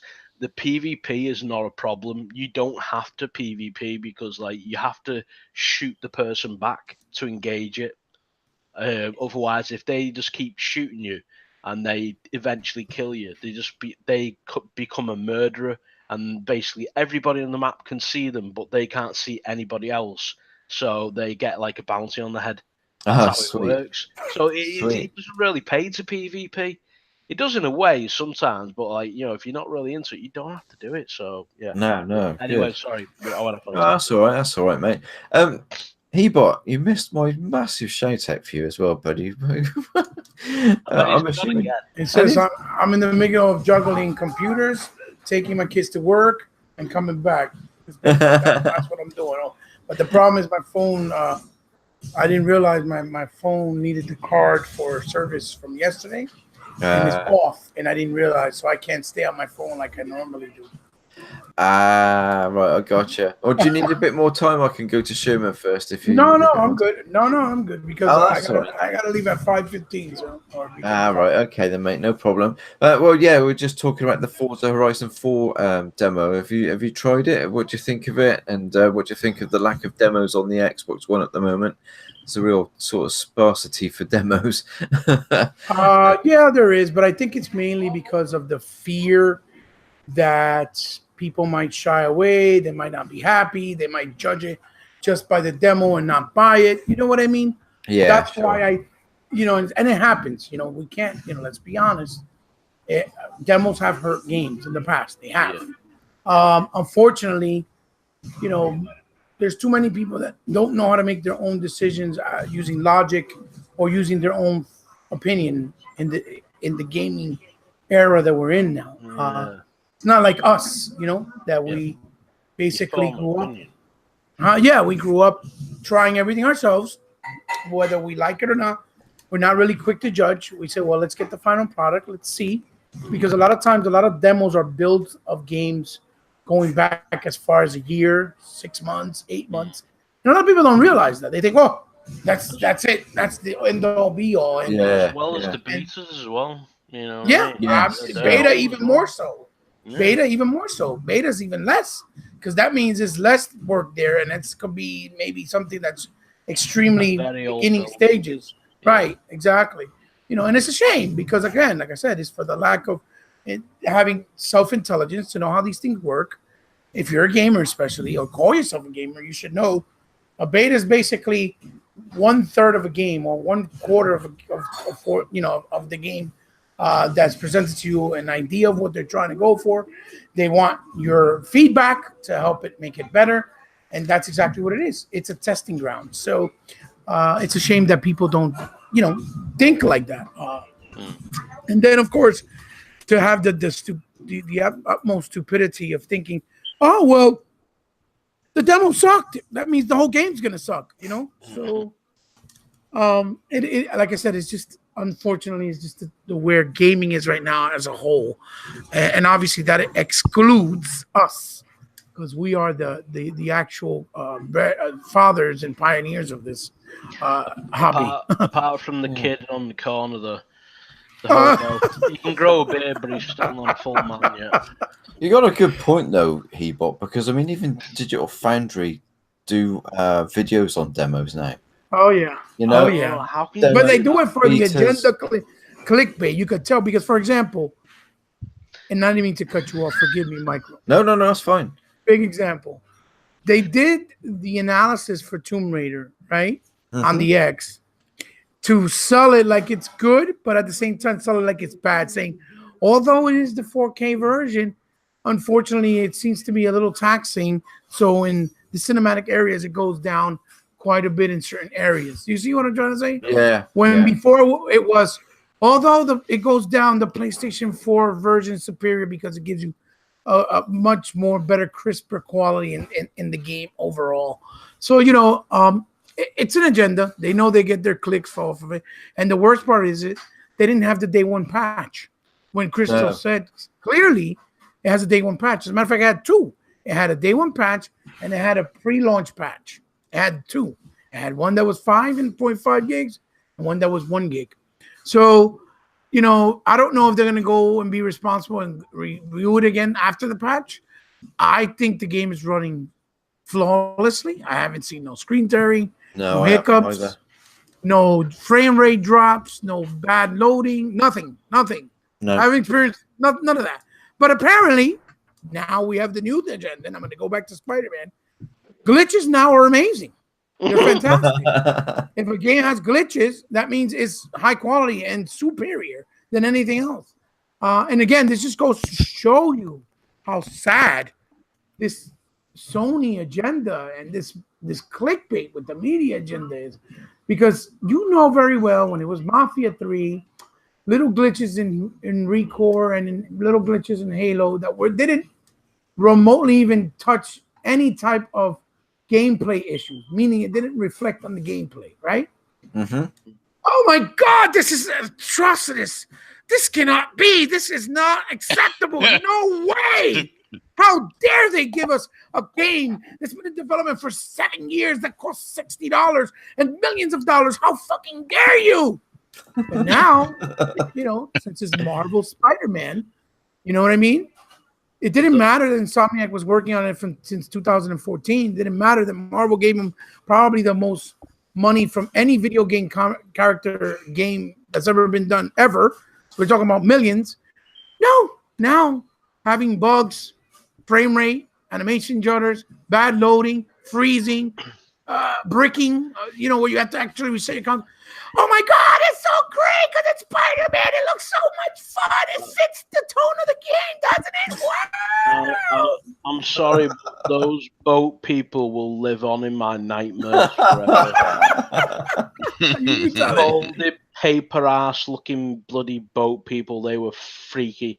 Dude, no, boy, listen, I'm with you 100%. You know what the worst part about it? They talk so much junk about Amazing Spider-Man 2 being a cross-platform game or a cross-gen, right? And that, it's not enough quality there. It's not enough money backing it up. But I'm going to tell you right now, I never had one hiccup or one freeze frame or one crash or one glitch in Amazing Spider-Man 2 on Xbox One. Yeah. Not one. But yet it was a low-quality game. Yeah, I mean, or Amazing Spider-Man 1 on 360. Go ahead, though, boy. Sorry, I just like that Spider-Man conversation. I mean, I've played quite a few of them myself. I mean, my favorite one was the Dimensions one, like I mentioned before. You go into Shattered Dimensions. That was brilliant. But it's still a Spider-Man game, and there has been a lot of them, and it's not a bad thing. But you know what I mean. Mm-hmm. Considering the budget that would have been there, Batman's better, and you know what I mean. I think that game is better, but that's just my 2 cents. In gaming, Spider-Man definitely has had more games than any other superhero. Yeah, definitely. More consistent. I think we've had a Spider-Man game every generation because it started in Atari.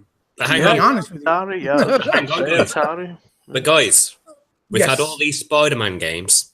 Yes. Nobody seems to be complaining about the amount, whereas, oh my God, another Forza game. Yeah, we've got 4.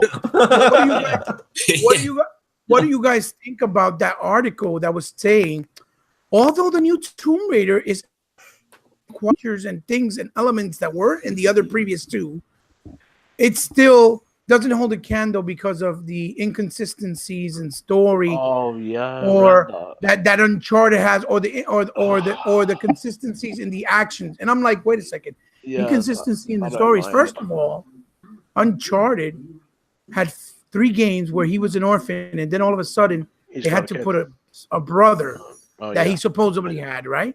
So they threw away 5 hours of the Uncharted 4 game just so they can put in and basically, muscle in the story of the brother so it wouldn't feel out of place, which made the first 4 or 5 hours of the game extremely lame, right? Yeah. Then when you have inconsistencies in the jungle, saying that they have a Madagascar jungle with no animals because it's all the presentation is flawless. Yet in Tomb Raider, you have these beautiful vast land of foliage in the jungle, and you see the monkeys, you see birds. You're seeing all types of animals within the, like panthers, cheetahs, wolves, whatever, hyenas, whatever the case. But isn't it supposed to be based like I mean, I've not touched it because I've not got it yet. I need to finish the second one. But isn't it based like in to do with the Mayans? So it's like Peru jungles, like that. All that type of wildlife lives there. Yeah. Well, we're gonna bring Tomb Raider up as a subject in a bit. Actually, after we finish. Absolutely. So hold it right there on the Tomb Raider bit, Ebot. We'll get that off you. No problem. So as far as Forza, I think it's absolutely glorious. It looks incredible. It's beautiful. It's very eye candy. It plays very responsive. I like that they put the 60 frames mode. I know it's 1080p, but it is an open world game. And it has so much detail that, it has to be really demanding on the CPU, obviously, which is the central processing unit for those who want to know what it means.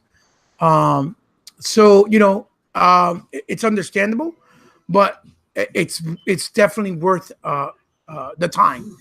I can basically play this game in any one of us twice, either in the 4K mode with the 30 or the 1080p with the 60, because you're going to get a very lush experience playing it both ways, because they just feel so much different in the sense that one is what's a lot smoother but doesn't look as eye candy. The other one is not as smooth, but it looks absolutely glorious in the eyes with the details. So, and it's, it just shows the level of respect that Playground Games and Microsoft, right, helping them and actually going a step further and acquiring them, that they have for their fans, because they haven't missed a beat. It's like Turn 10. They haven't missed a beat. They just try to up the ante, and every time you see a new one, like the last time you see 3, you're like, holy cow, this one, how are they going to top this? Then you come to find out that the other one was using the old engine. It wasn't even built from scratch. Now the new one was built from scratch. So I'm like, really? Like, what? It just looks stunning. And can you imagine if the rumors and the thoughts are true that they are working on the new Fable game? Can you imagine what that game is going to look like? Yeah, it's going to be very nice. Very, very nice, especially for the Fable fans. Yeah, absolutely. It's going to look incredible. It's going to play very well. It's going to be very well taken care of. It's going to show a lot of respect and love for the fans. I guarantee you. It needs to have British humor in it, though. I'm sorry. It's got to have, but it's Playground Games. It's Playground. I mean, I'm pretty sure it will. Yeah, I mean, the British. So yeah, I'm pretty sure it will. They got it. Will do. Chicken jokes. There's got to be some chickens. Otherwise, I'm not going to be happy. It will. It will do. It will do. They got to have the jokes and try to kind of blend it in with a little more high fidelity next gen style graphics, just so that it would stand out. Because if it doesn't look next gen and it just follows the art style, because basically that's what it was. It was an art style of the originals. Then they'll make a mockery out of it. Oh my God, that this game looks like a 360 game. Oh, this, which doesn't matter or shouldn't, because if the game is phenomenal and plays and it's fun, it really doesn't matter. But unfortunately, to appeal to the wide mass audience and the fans, you have to kind of blend in the new with the old. Yeah, you know what I mean? If not, you're gonna get crucified, and that's the only thing I can say about that. But I do agree it needs to have the charming British humor that the others offer, because that's what made it Fable. Yeah, sure. Right then, so we're gonna pass over to Sherman now and get his thoughts on Forza. I just want to highlight as well. I still want us to all talk about Tomb Raider before we finish tonight. We're 36 minutes past 9, so if you can keep it shortish, Sherman, because we want to talk about Tomb Raider as well before we finish tonight. Yeah, sure, no problem. So I will just basically talk about Forza and not give any opinions about the state of demos. Correct? Yeah, that's fine. That'd be fine, mate. Man, I really wanted to talk about the demos. We'll do that now. Do you know what? This is the trouble. When we all get together and start talking, I can't believe we've been doing this for nearly 2 hours already, man. Come on. Yeah. It's ridiculous. It's so easy. Yeah. Well, it's called, it's called making up for lost time. That's what happens when you take a summer break. Yes, I'm definitely. not pointing the finger at anybody. I'm just not. Yes, I am. I'm pointing the finger at you, company with the initials YT. Yes, yeah, very much so. So real quick, here's what I'll do. I'll just do a really quick assessment of Forza. I have not downloaded it, which means I have not played it. However, I have been watching other people. I've been watching a boatload of gameplay videos in both modes, in the 1080 mode and in the 4K mode. And I agree with what was said earlier. It's really, really, really hard to see where when you're watching the 30 frames per second mode, and then supposedly watching the 60 frame. The 30 frames, I'm sure if you hook up the proper monitoring equipment, it'll show. But as far as just by the naked eye, the 30, I'm really having a difficult time telling the difference. The smoothness on both modes is outstanding. Now, yeah, uh, the resolution, yeah, I can kind of see a difference a little bit, but regardless, the game just it's just the smoothness is unparalleled. I mean, screams it's quality. yeah. I mean, it's interesting to me because it seems as if and I don't know if this is really the case. Stands to reason it would be, but I'm sure that probably when they first started, or maybe when they were a third of the way in of creating part 4, it seems that Playground probably was already in negotiations with Microsoft to be absorbed by them, basically, to become an internal studio. And I'm just guessing that somewhere in the early part of the whole process of the game development, it was probably relayed to them like, hey, you know what? It's a done deal. So whatever you guys need, just say the word. Because from the footage that I have seen, and I've seen a great deal of it, it's almost as if Playground just said, you know what, we're just going to show off. You know, as good as 3, as good as 2 was, and as good as 3 was, we're just gonna like put in all. There's no stone that's gonna be unturned. And as far as what I've seen thus far, um, it just seems flawless. It just really, really does. It'll be interesting to see. And I'm not trying to predict this, but you know, there's usually at least one hater somewhere, whether it's a publication or just some Joe Bubblegum on the street somewhere. Yeah. I'm just curious to see how hard it's going to be for somebody to nitpick and find something wrong. Let's wait for those reviews, and let's wait for the reviews. That's going to be interesting. Yeah, exactly. Because seriously, again, I haven't played the demo. I plan to, but from what I've seen and from what I've been hearing from those who have played the demo, I haven't heard one person say anything negative about it from a gameplay perspective. So visually, it's all there. And from what everyone's been saying, gameplay wise, it seems to be all there. So, if this game doesn't get like at least a 96 out of 100, if it goes below that, I'm really curious as to see what the reasoning is going to be. Because as it stands right now, this game is obviously setting the bar. It's a new standard in racing games. It seems to really be showing the prowess of not just X, the hardware in the X, but just the talented wizards over at Playground. Yes. Yeah.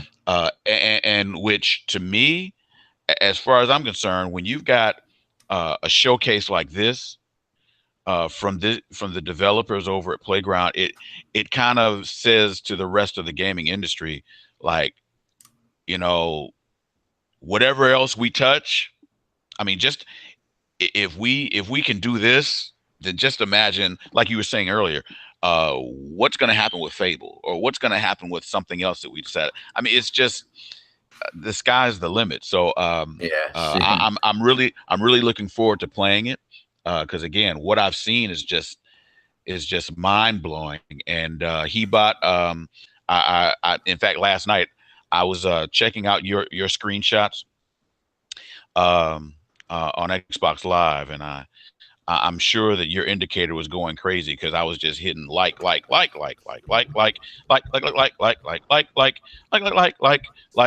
I mean, it was just constant. And I don't know if your indicator on the screen was blowing up when I was checking it out last night, checking your feed out.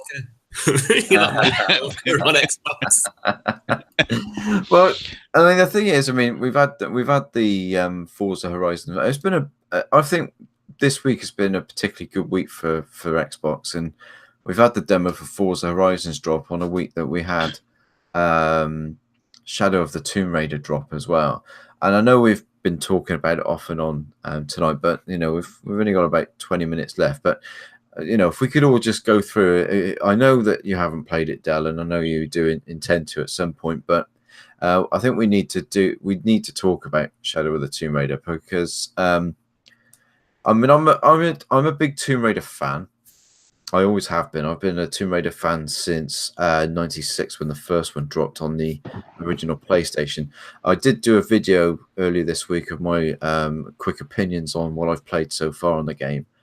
So if you haven't checked that out, please do. That's on my main channel. But I've been absolutely blown away by this gaming experience that Eidos Montreal have put together, and I've enjoyed the other two, but this one just seems to be on a completely new level. And I don't just mean in gameplay; I mean the whole thing. The graphics obviously had a great deal to it, but to me, it just stands out for the narrative. It's just an incredible story.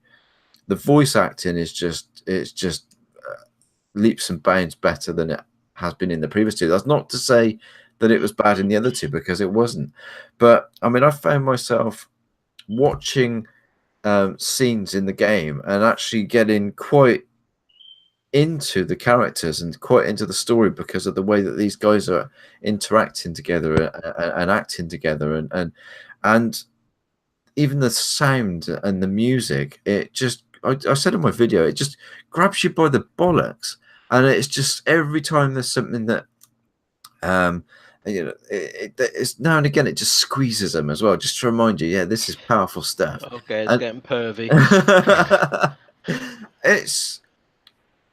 It's just a phenomenal game. To me, I think it is easily probably the best single player experience that I've played this generation.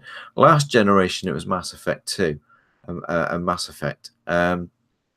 This generation, I think Shadow of the Tomb Raider has knocked it out of the park, and I've just been blown away by the whole experience.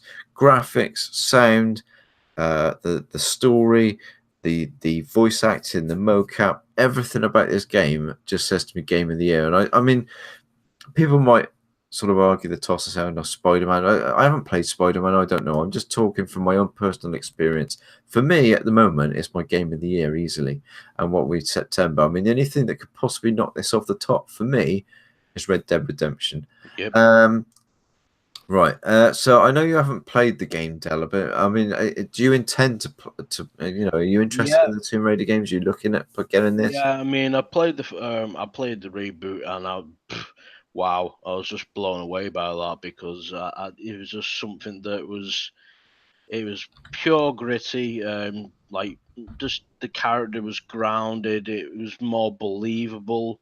And yeah, just the whole entire thing was great. I mean, like you said, like you played the first one on PlayStation, and I remember when it first came out, like Tomb Raider, and I was just hooked on it anyway.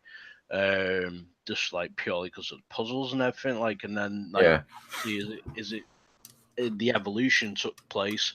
It got more and more story orientated. Like, I mean, I know there was story in the first one, like and stuff like that, but it seemed to graduate. But the evolution from the reboot, wow! I mean, we were talking just in the the build up to the show, like when I was saying to Andy, like the actual film Tomb Raider, the film that they brought out. I can't believe that got panned because that was brilliant. That was a great film. Yeah, I really thought they captured the essence of it so yeah, well. they did perfectly, and I loved it, and I thought, wow, this is it's obviously like reminds me of the first game, but getting back to the point, I mean, I am gonna finish the second one. I did start it. I need to finish that one, then I will get into the third one, but I want to get the full story arc. Yes. But for the actual the presentation, the scenery, the narrative that's gone into it, from the first and second one, I do hold very high hopes for this one, and I know it will amaze me because the other two certainly did. They were jaw dropping. So yeah, I can't wait to play it when I get my chance. That's it in a nutshell, really. Awesome stuff. A great British gaming franchise as well. Yes, Thing, yeah, you know what I definitely. mean? It started with two guys. Did it I think it was PC originally. Two guys at Thingy, Idios, and they created it, and then it just blew up. So it's just crazy how these things happen. But yeah, great idea. Obviously, the pointy tits have gone now. Like Well, that was just a case of they only had about 6 bits that they could I think considering also the 8-bit that or 16 bit or whatever they were using, I think mainly 10 of them went into the boobs. What about you, Andy? Have you played the new one? Yeah, I have. Yeah, I mentioned it earlier in the podcast. I play it again. I said it earlier with the 4K mode because I want to get that scenery and a screenshot. I want the best. I want all those pixels that are on display to be able to be shared with everybody. But you're playing it and you don't know when you're going to take a picture of the game or continue with the story. But it's a game that's very much a showcase of just how good gaming has come as a whole. You look at games like Doom and like the new Doom and can't wait for new Doom. It's gaming has really progressed, and I can't get enough of the games so far. I've played a bit, and then I turn it off because I just wouldn't be able to be joining this podcast if I continue to play. No, that's the trouble. I mean, I've wanted to play it. I mean, I've only played it Wednesday, Thursday, and I haven't been able to touch it today or yesterday purely because I've got my lad and everything. And I want to be able to dedicate time to it. I don't want to be able to just pick it up for an hour because I won't want to put it down. I need to give that game the time that it deserves. So tomorrow it's going to be. Sorry, Formula One, not watching you today. My only gripe with the game so far, and it's purely just my own opinion, is that there should be some sort of control for your torch, because there's been times where I can't see anything but black. It's like you go for a tomb, it's just like, oh great, black screen. Fantastic. This really is exploring a tomb. Oh, I haven't had that. She always pulls it out. But anyway, let's go over to. I wish you. Before I go, everybody should watch the This Week on Xbox show with Major Nelson, because I swear to God, that woman who plays Lara is fit as fuck. And she actually does a British accent really well. She's British. She's not. She's got like a slight twang of American or Canadian. Yeah, I think she's a Canadian, I think. Is she?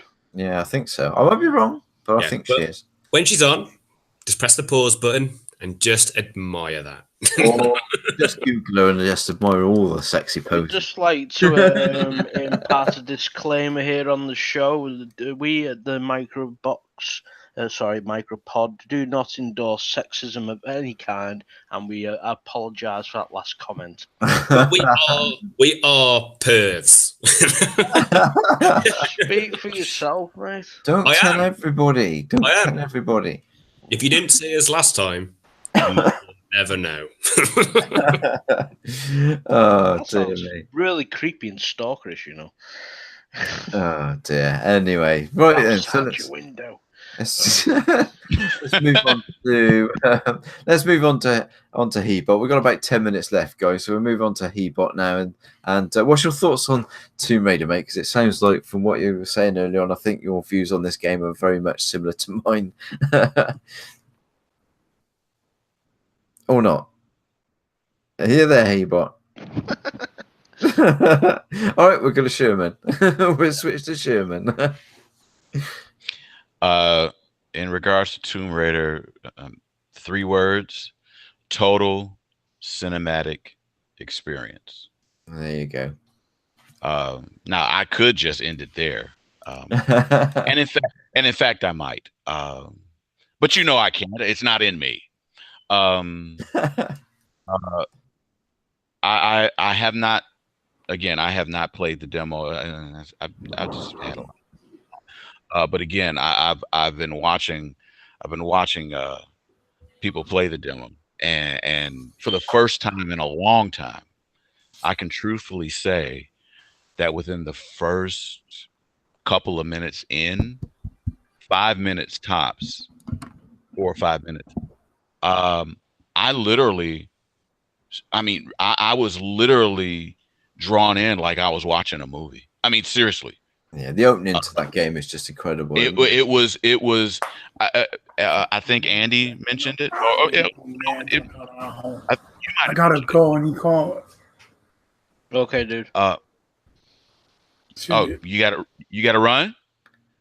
No, my mic is driving me insane. It's fucking acting stupid. Well, you know what? Go finish. Oh, okay. Because I was gonna say you can jump in while it's working. Okay, I guess not. All right. No, but what I was saying was that, like had been previously mentioned, everything about this new one, it just reeks of unbelievable quality control.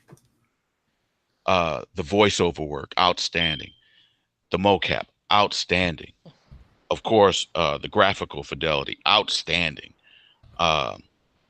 Even the plot line and the presentation are just outstanding. I'm really looking forward to experiencing the gameplay elements and Andy, what you were just saying a second ago about the torch control.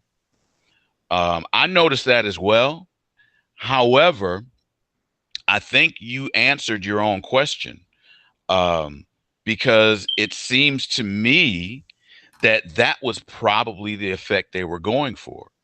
Like you said, you're literally exploring a tomb, and it's gonna be dark.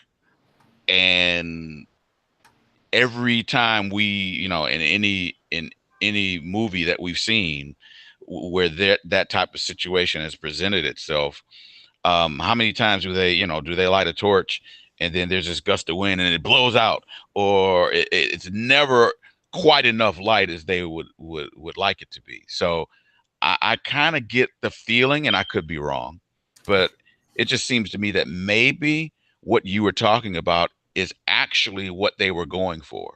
So I don't know. I guess we'll just have to see as we all dive further into the gaming experience. But from what I've witnessed so far, it's just, I mean, I was literally, it's been a long time since a game has actually, like, I'm sitting on the couch, and as it progresses, I found myself inching closer to the edge of the couch in anticipation for what's going to happen next. That doesn't happen, at least for me, that doesn't happen very often. And but last night, and watching all the gameplay videos, and just the people playing the demos, that I mean, unconsciously, I found myself doing that. And for me, that says, oh, okay, this is really well done. I couldn't find any, I just couldn't find anything wrong with it. It is stunning. I mean, you do find yourself, Sherman, when you're playing the game, you do find yourself just stopping. I mean, when you first get into the Peru jungle, and you can hear all the howler monkeys above you, and you can look up in the trees, and you can see them running all through the trees, and you can hear rustling, and you can hear other animals in the background as well. It's just staggering, and you have to literally. Don't think I've ever done this in a game on this gen, where you literally are just like, wow, and then you just stop and look around. I stop and shoot them all. You're wasting ammo. But it is a truly staggering experience. I mean, Hebot, are you there now? Are you there, buddy? Yes. There you go. Yes. I was saying earlier, I think my views on Shadow of the Tomb Raider are very similar to yours, mate. But I mean, what's your experience so far of Tomb Raider, and what's your thoughts on the game? Well, I think she's absolutely delicious, the one that's playing her.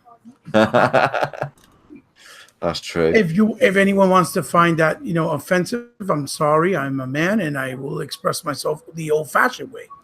I'm not afraid to say when a woman is very elegant and beautiful and delicious. It is what it is. For the sensitive people, I can't help you. Now, as far as the game. That's how you say it, and you without being disrespectful. Hey, I use the term faff. I'll let you work out what that means. Yeah. Oh boy, I love these guys. It's great, fantastic. Now, okay, I lost my train of thought. There we go.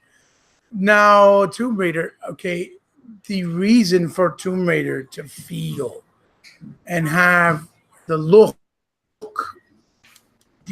that it has, the main reason is because it's not a cross-platform game. It's not on 360. It's only on next-gen consoles and PC. And this is the reasoning for this game to be in the quality and the depth of quality that it is right now, with the last iteration that we've had, the newest, which is Shadow of the Tomb Raider, obviously. As far as the tone, I like that they went on a darker tone. It's fitting for the title because it is Shadow of the Tomb Raider. And it's actually pretty impressive that Ubisoft Montreal have done so many little different types of games that have been quality, and and they show their diversity and skill, on the things that they've done, because they did Deus Ex, and I think a lot of the Deus Ex ideas and mechanics that they tried to implement in the first-person view and genre, they tried to kind of branch it over to the new Tomb Raider with their own flavor, obviously.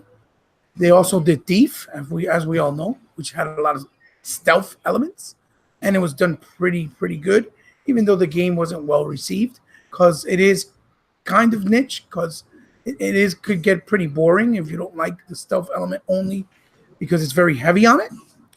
But nonetheless, it was still very well made and executed. Because I played about maybe 8 hours of Thieves. Couldn't finish it though, because again I got kind of bored with this whole stealth element. I'm glad that they were able to embrace the power of the X to show that It could be a beautiful thing to look at with the 4K, obviously, in 30, which a lot of people are very used to. But again, I'm glad that they also gave us again the ability to do the 60 1080p because it's just so buttery smooth. In this case, I kind of feel like they should have gone for a more kind of a parameter kind of approach, meaning I felt like they could have just kept it maybe with a some type of checkerboard rendering or dynamic resolution, so that they can give us maybe 1600p in 60 or 1800, so that we could have both better visuals and obviously the smoothness of the 60 frames, because it does make a big difference. Trust me, especially when you're playing it.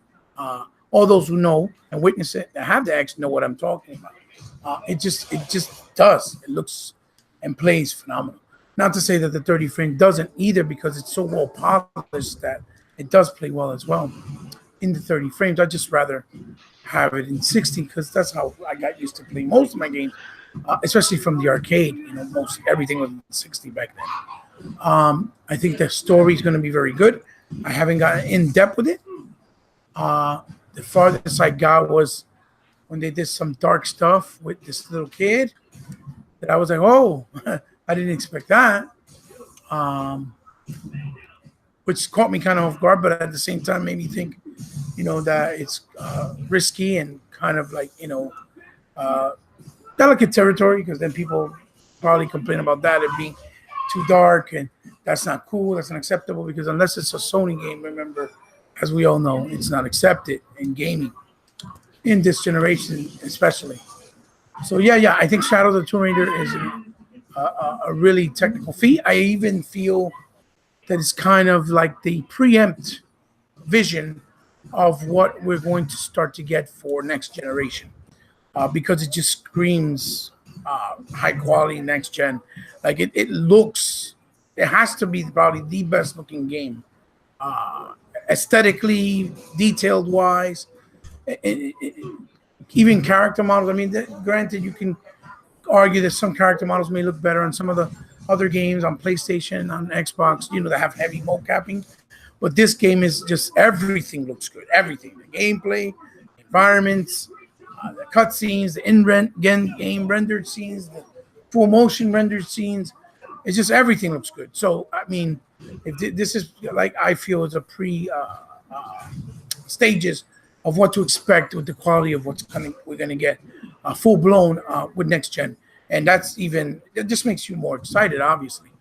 And I hope it does well, because I've already seen people trying to say, oh, it's the same thing, it's nothing new, because they don't want their darling Spider-Man to be taken out, even though the Spider-Man is the same thing and nothing new, even though Uncharted was the same thing, even though God of War is technically the same thing, just they changed the camera behind them and little things like that. But I'm very impressed. I'm glad that Montreal didn't take the responsibility lightly. You can tell that they wanted to match what was already established and the foundation with the other two, and even up in their own way add their flavor, and in some way even surpass what the other two did, which is great, because that just means they respect the material and we're happy doing what, you know, given the opportunity to do the new Tomb Raider, you know. So yeah, I think it's excellent, and whoever enjoyed the first two or something like Uncharted definitely needs to go out and pick it up, because I'm pretty sure you will enjoy it. But I'll have more feedback once I finish it and get through the game, obviously. You know, that's my take. Cool. No, it is a great game. I mean, for those who are on the fence about getting this, you've got to get it. I mean, it's just if you enjoyed the first two, you're going to absolutely love Shadows of the Tomb Raider. It's just so good. I can't sing its praises enough. Anyway, guys, we're past the 2 hour point. I can't believe we've past 2 hours already. So I'll sort of wind it down now. I just want to give a couple more shout outs before we do go, though. as I did earlier, I gave Hebot a big shout out during the podcast. If you don't follow his channel or you haven't checked his videos out, please make sure you do. He does great gameplay videos and not just Xbox. He does all the retro stuff as well. As does UK Does Rust, the what is it? What is he? Really quick, please. It's called the Sorry. Called the whore. The whore moderator. No, moderator of the universe. That's his name. Moderator of the universe. Okay. That's it. I can't get it right. See, and that compliments me very well as powerful gamer. So real quick, Capcom Beat 'em Up Classics. Nothing more to say. Day one, online gameplay, some beautiful features. For all us retro gamers, please pick it up because this can lead to more of the goody stuff that we never got in the past. Thank you very much. See you guys soon. Are you off now? Are you, Hebot? Yeah. I'm getting out because my daughter's running late to work. But I love you guys very much. Love you guys very much. It's been an absolute pleasure, like always. Please come check me out on my channel. If you decide to, you won't regret it because I think you'll have a lot of fun and find something that at least will appeal to you because I do so many things. I can't figure my own self out. It's like I have multiple personalities. I'm sorry. It's Hebot. Thank you, Sherman. Thank you. It's Hebot. Hebot 8. You're all right. You're all right, brother. You know you're all right with me, man. He's got two. He's got a really greedy guy, and then he's got He-Man. That's right. So, I just feel absolutely grateful and extremely lucky to be able to panel and with these guys that treat me like family and always show me a lot of love and respect. And it just means a lot to me. Thank you guys, like always. So see you soon. And I'm at Hebot 8, capital H, capital B, everything else lowercase, space between the E and the B. Signing off. Love you guys. See you soon. All right. Cheers, Hebot. Thanks very much, brother. There we go. So we'll do our farewells now. I just want to give a big shout out to UK Does Rust as well. Make sure you go and check out his channel also. He's been doing some amazing gameplay videos. He does his retro videos, and he's also been uploading the Games Master videos, which is the old UK TV. Oh, wow. Absolutely amazing program. He's been putting all of those up. So make sure you go and show him as much support as he's been showing us by moderating the chat as he always does. So it is appreciated, Daz. I hope you realise that.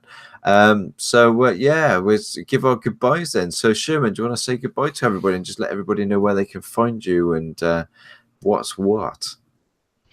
Well, the easiest way to find me gameplay related is on Xbox Live, gamer tag TechnoFunk, TechnoFungk.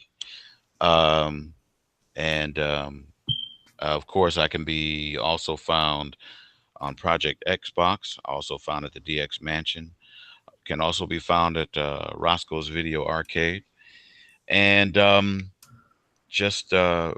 again, it's been a long time coming as far as us getting back on the air, and it seemed to go by really quick.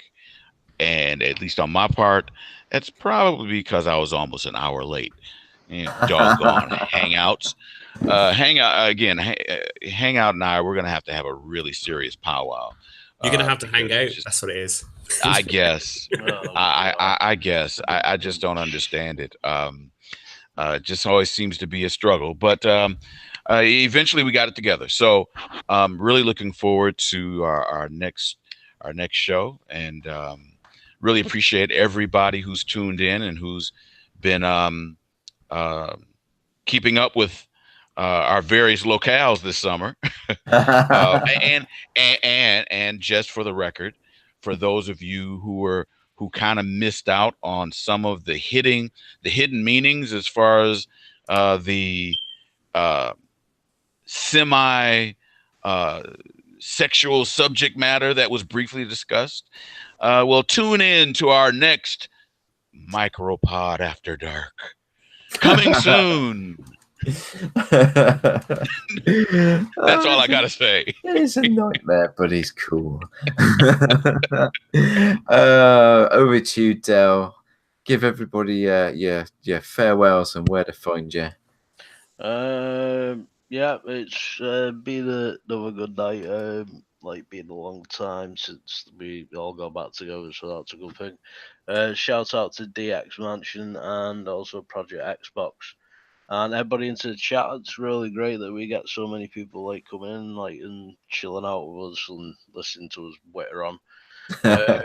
And you can find me on Xbox at my gamer tag, which is Del Poi, or basically find me in my house. That's about it, really.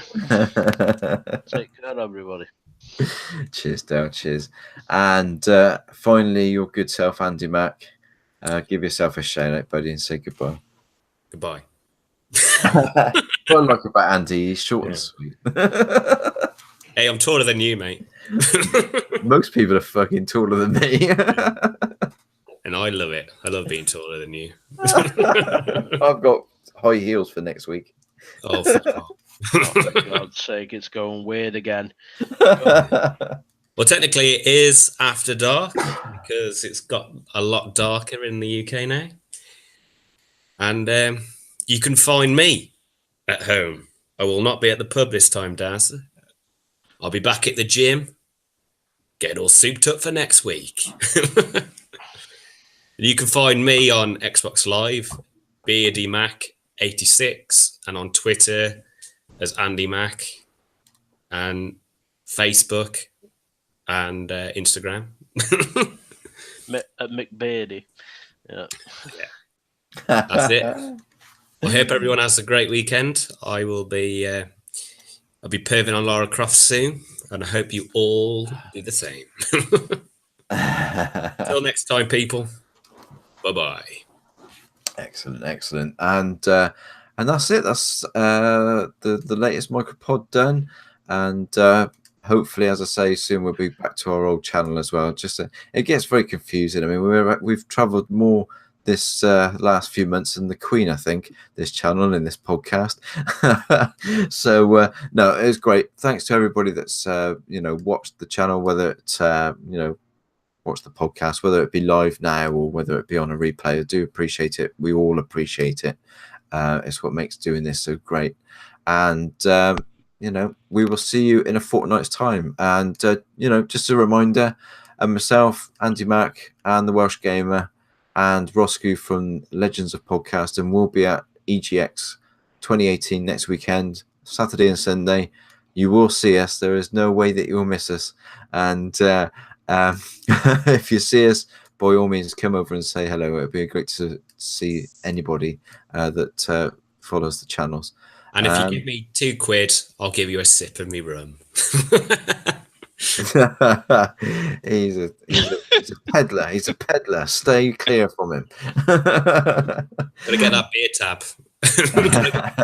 The beer tab paid for later on. Anyway, he's not joking. No, I know he's not. Tell me about it. Oh, it's gonna be a nightmare at that party. It was a nightmare last year. You're around in it. Probably is, yeah. So we will see you in a fortnight's time, and you can find me on Twitter, MicroBox of X. You can also find me on YouTube on my main channel if you've stumbled across this video here on MicroBox of X, and Facebook. Check out the groups as well, the X Mansion and Project Xbox, 2 amazing groups on Facebook. If you're into Xbox and gaming and just want some general friendly chit chat. We will see you soon, guys. Thank you very much. Thanks to everybody that's been in the chat commenting and interacting with us. We do appreciate it. And we will see you in 2 weeks. Take care.